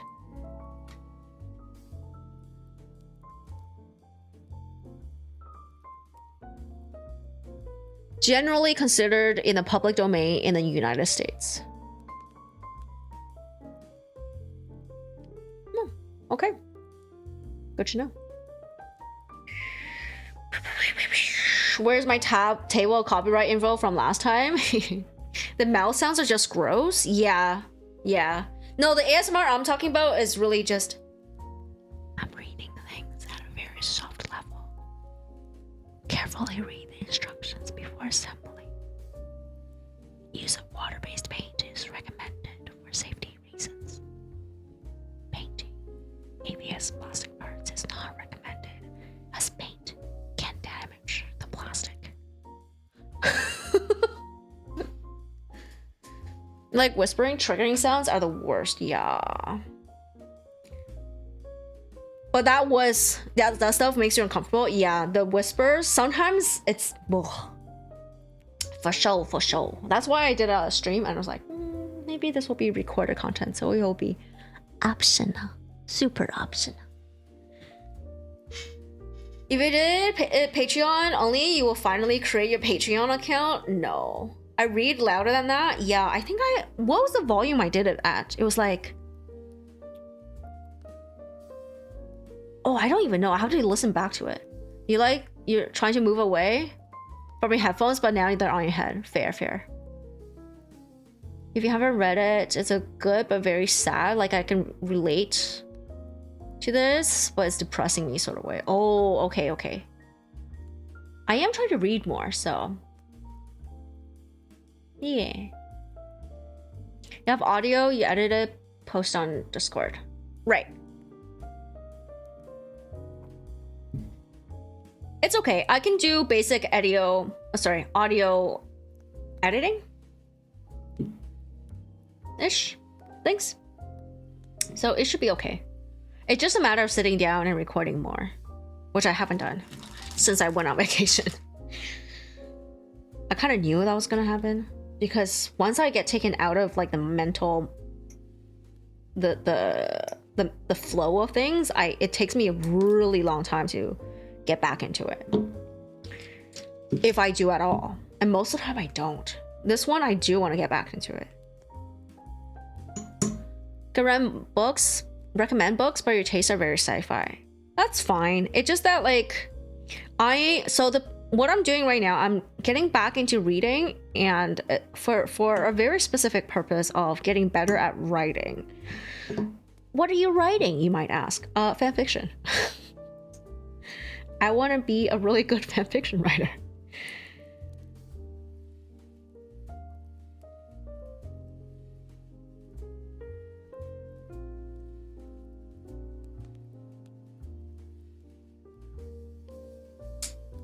there you go.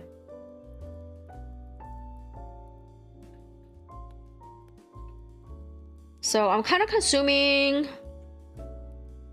whatever I can get a hold of. Indiscriminately. Like, I'm trying to consume, basically, I'm trying to read books not for personal enjoyment, but more academic curiosity. And so far, it's been interesting. Like, I went down the Pulitzer list. But yeah, I do want to read. I do have, like, a young adults novel coming in, I think.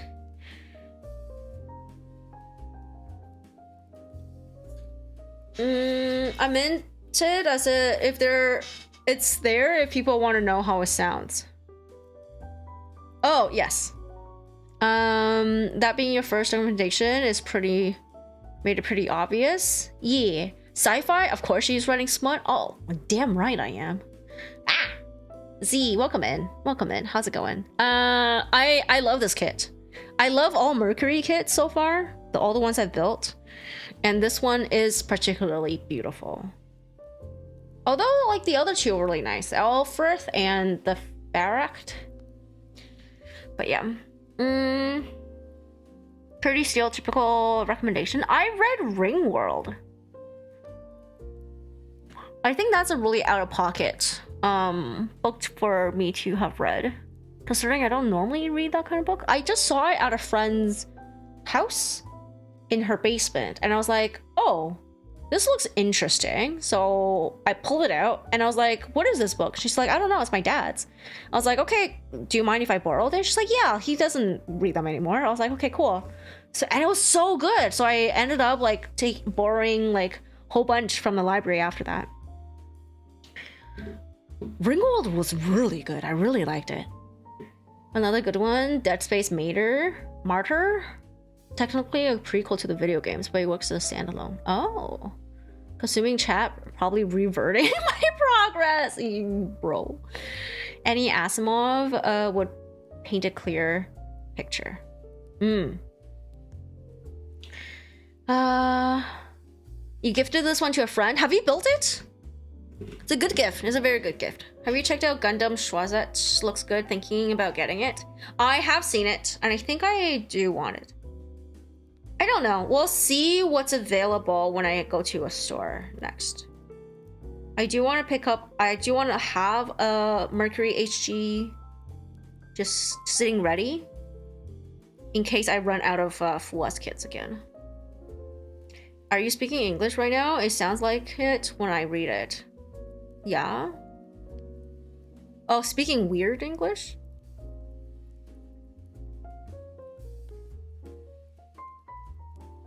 Just woke up, maybe your brain it not Englishing. I think you're just putting in typos. And I'm reading it as you're typing it. But also, like, think about it this way. A lot of people, when they text, right, there's no punctuation. So I am inferring punctuation in there based on my speech patterns and what I've been exposed to. So if my pauses and stresses are different from what you sound like, you're gonna find it weird, for sure. Then you gave your copy to said friend. You'll buy another one eventually. You've made a handful of Mercury kits. Nice, nice. Yeah, I like this one. I like this one. Someone just came in, Heavy Pito, I think. Just came in and was asking which of Soleda's suits I like the most. This one. This one. The Ariel, like, I've been really just stalling and getting because I don't... She's, like, cute. But she's... ain't my... I don't know. I said I don't like chunky, but... The Ariel's... it's too, like, hourglassy. It's not balanced. This one is like a robust looking cute Gundam, you know, delicate, small, really cute looking, but also really robust and strong.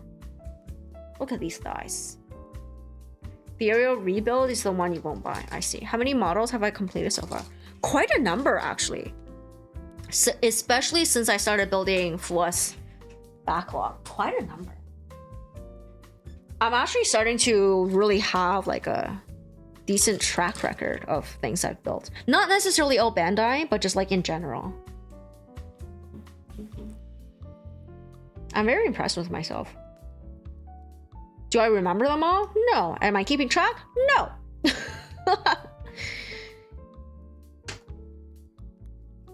Do I keep them all? No.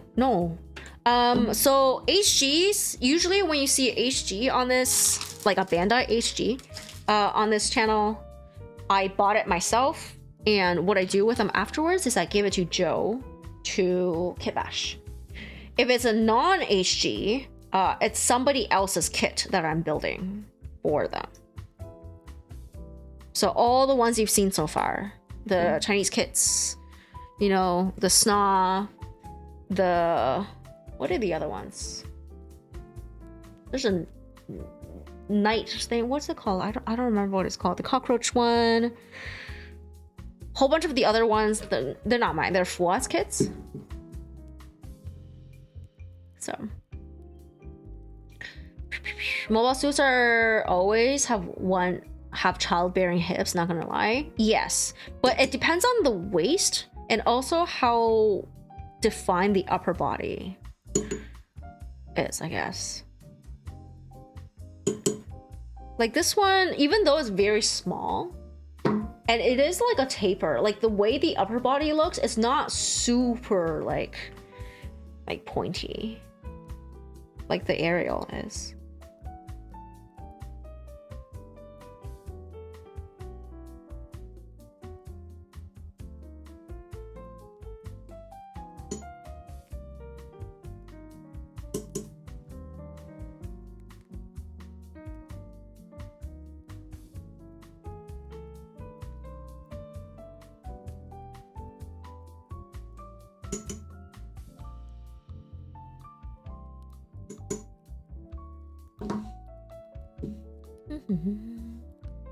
Oh my gosh, I need to not get distracted and build super fast.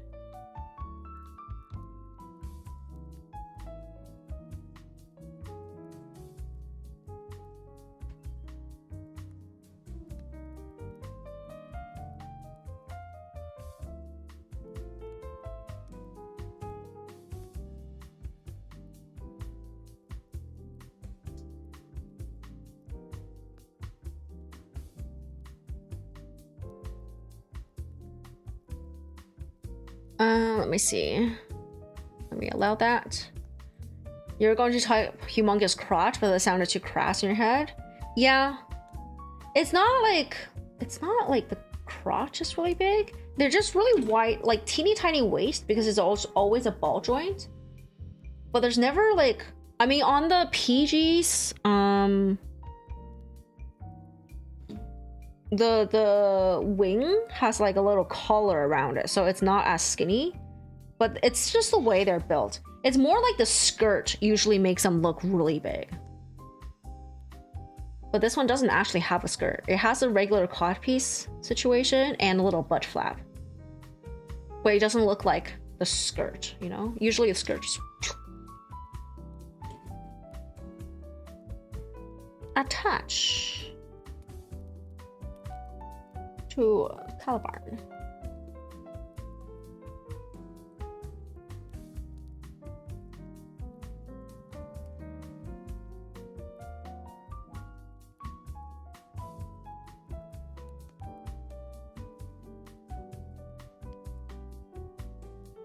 Oh my effing god. There's so many things that it will just reattach. Hold on. Okay, so this one's done.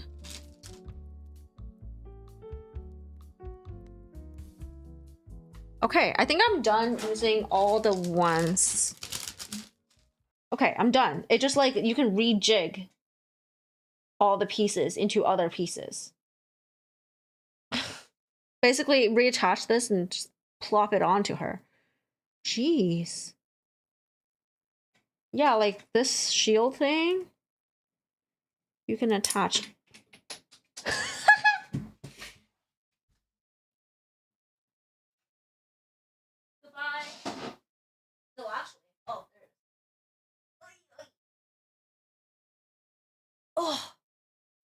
Um, yeah, you can attach to her. I guess it's starting to look unbalanced. All right, there goes the music. Yeah, the economy here is just keep getting worse. Just check Death Stranding 2 on Steam, and it's the highest price you've ever seen there. Jeez, you know, I have like a Temu shopping cart open, and it's been open for like a week or two now, and the price I just checked has gone up by it just went down. So it was 32 for a while, and I just checked I checked before stream, it went up to 37 and it went down to 33. Don't you think I remember? Don't you think I don't remember what it was? It was 32 because the minimum order for Canada on Temu is 35, and I didn't have enough to make that purchase. 33 in Temu? In hell no. No, I have 1, 2, 3, 4, 5, 6, 7. I have 7 items. One of them is a air quality monitor. A CO2 monitor for $12. Yeah. Not Temu, you get your lashes from. I get so many things from there. Tariffs are 1 with the tariffs. Oh, I don't have tariffs. These are just like regular items. So what I'm buying like a Swiffer duster looking thing. But it's $5 for 20 fluffers and 1 handle. I don't need actual Swiffer. I got a CO2 monitor. I have a silicone nipple cover thingies. You know, the ones that's like that doesn't have sticky but it still sticks to you somehow. I want to try one of those. I got some synthetic fur material to make the coat of my customization, my little doll customization. What else do I have? I have a yoga mat. But not like an actual, not for yoga, but I use it like I cut them into pieces and put it like in place as anti-fatigue mats, because anti-fatigue mats are too thick. So I use like tiny little yoga mats. So I'm gonna put one at the sink. I got a little stainless steel spatula scraper, so for foundation. But what I'm using it for is to grab lotion out of the tub. I don't like sticking my finger in there. It gets under my nails. And I have a little bulb syringe, so I can clean my sewing machine with it. Instead of like blowing into it and getting all moistured up in there, I can just puff the little bulb syringe. So that's what I have in my Temu shopping cart. You gotta be like on Temu, you gotta be choosy on what you buy off Temu. A lot of people are like, oh yeah, I got scammed on there. I was like, what did you buy? A couch? And I was like, are you kidding me? You bought a couch off Temu? That's actually just like lacking in common sense. But a lot of little things, like that little bulb syringe, right? Listen, there's not gonna be a difference between that and the $10 one you buy from the local drugstore. And just buy the $2 one from Temu, like seriously. Right? Like a little metal spatula for, oh look, an iPhone for $12. I know, right? It's just like really basic little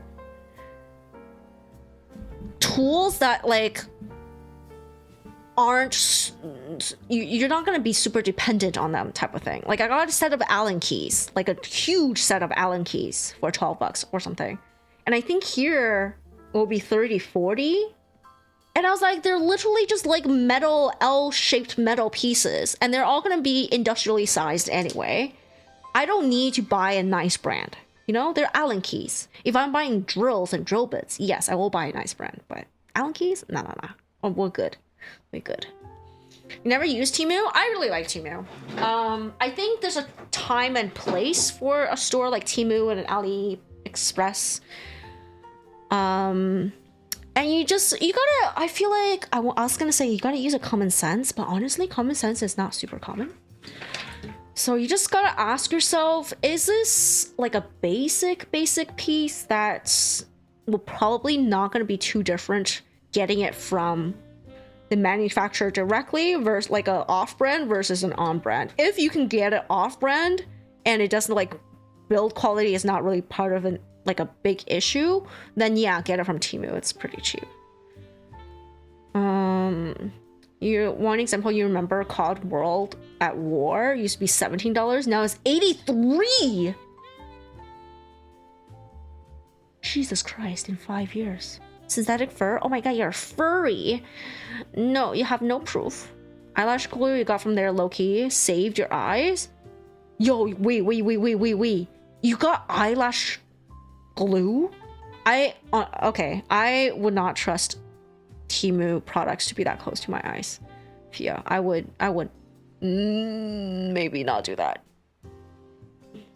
You only bought small cheap things from these websites? Yeah, small cheap things or things that are just like they are for disposable uses. Like the yoga mat that I use for anti-fatigue mats. Maybe a proper one will last longer, but blah blah blah. But because I put it in my kitchen where it's kind of gross, and I like, listen, I'm not gonna clean the mats. So I'd rather just have it be fairly disposable and change it out frequently. So yeah.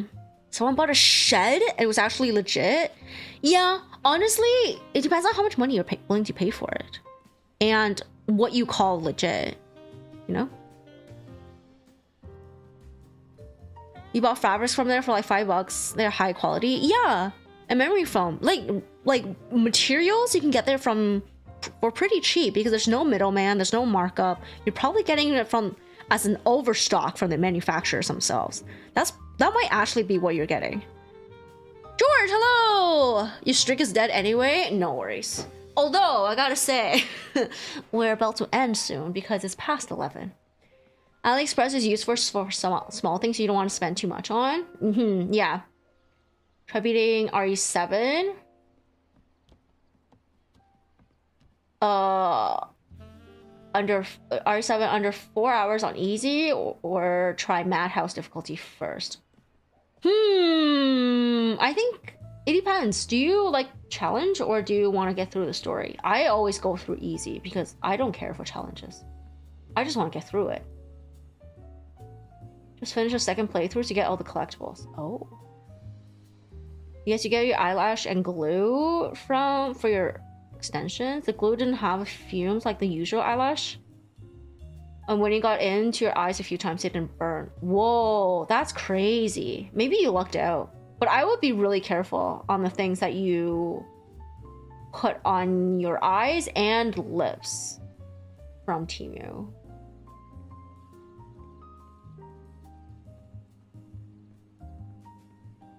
Madhouse, more fun. Oh my god. 4 a.m. George, go to bed. I need you to go to bed. Friends get their lashes from Temu, sell them for 10 to 30. You get multiple packs for $4. Yeah. No, lashes you can get. I think for glue, you should go for a big brand. Because formulation and quality checks are a thing. Even if they come out of the same place, you're not guaranteed. You're not guaranteed for sure. There's like, sorry, there's more guarantee when it comes from a big brand, when it's like glue. Really nice glue though, they removed it. It's on Shein, but it takes forever. Oh, I see. Yeah, stock up if you find it again. Scared of the VHS saving? Not sure how that works. Can't? You're going to your... Oh, you just woke up and you're going. I see. Okay, guys, I am going to end stream.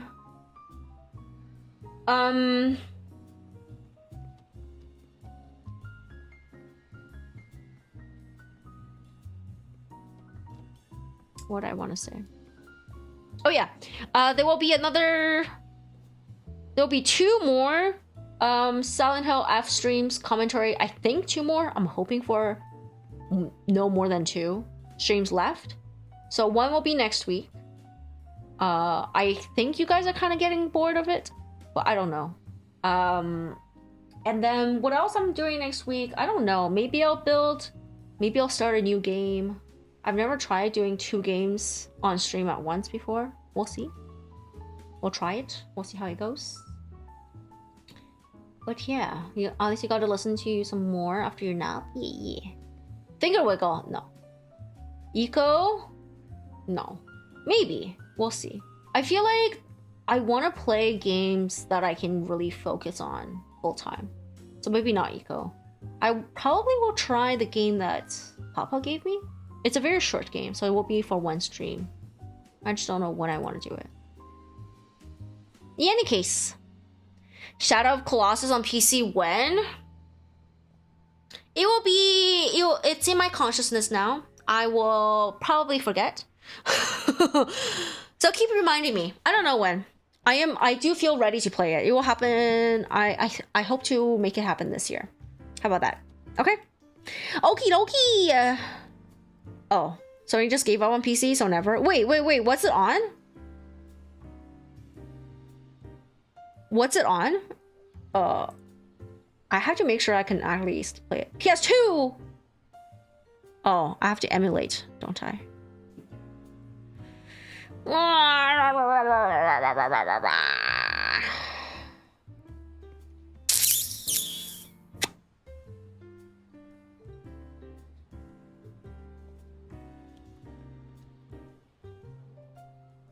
Okay.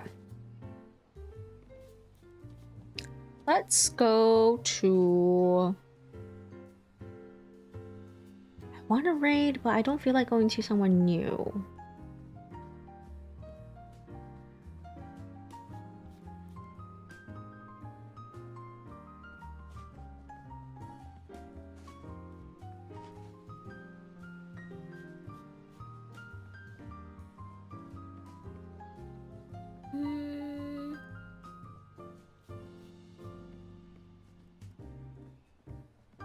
No one's really building right now.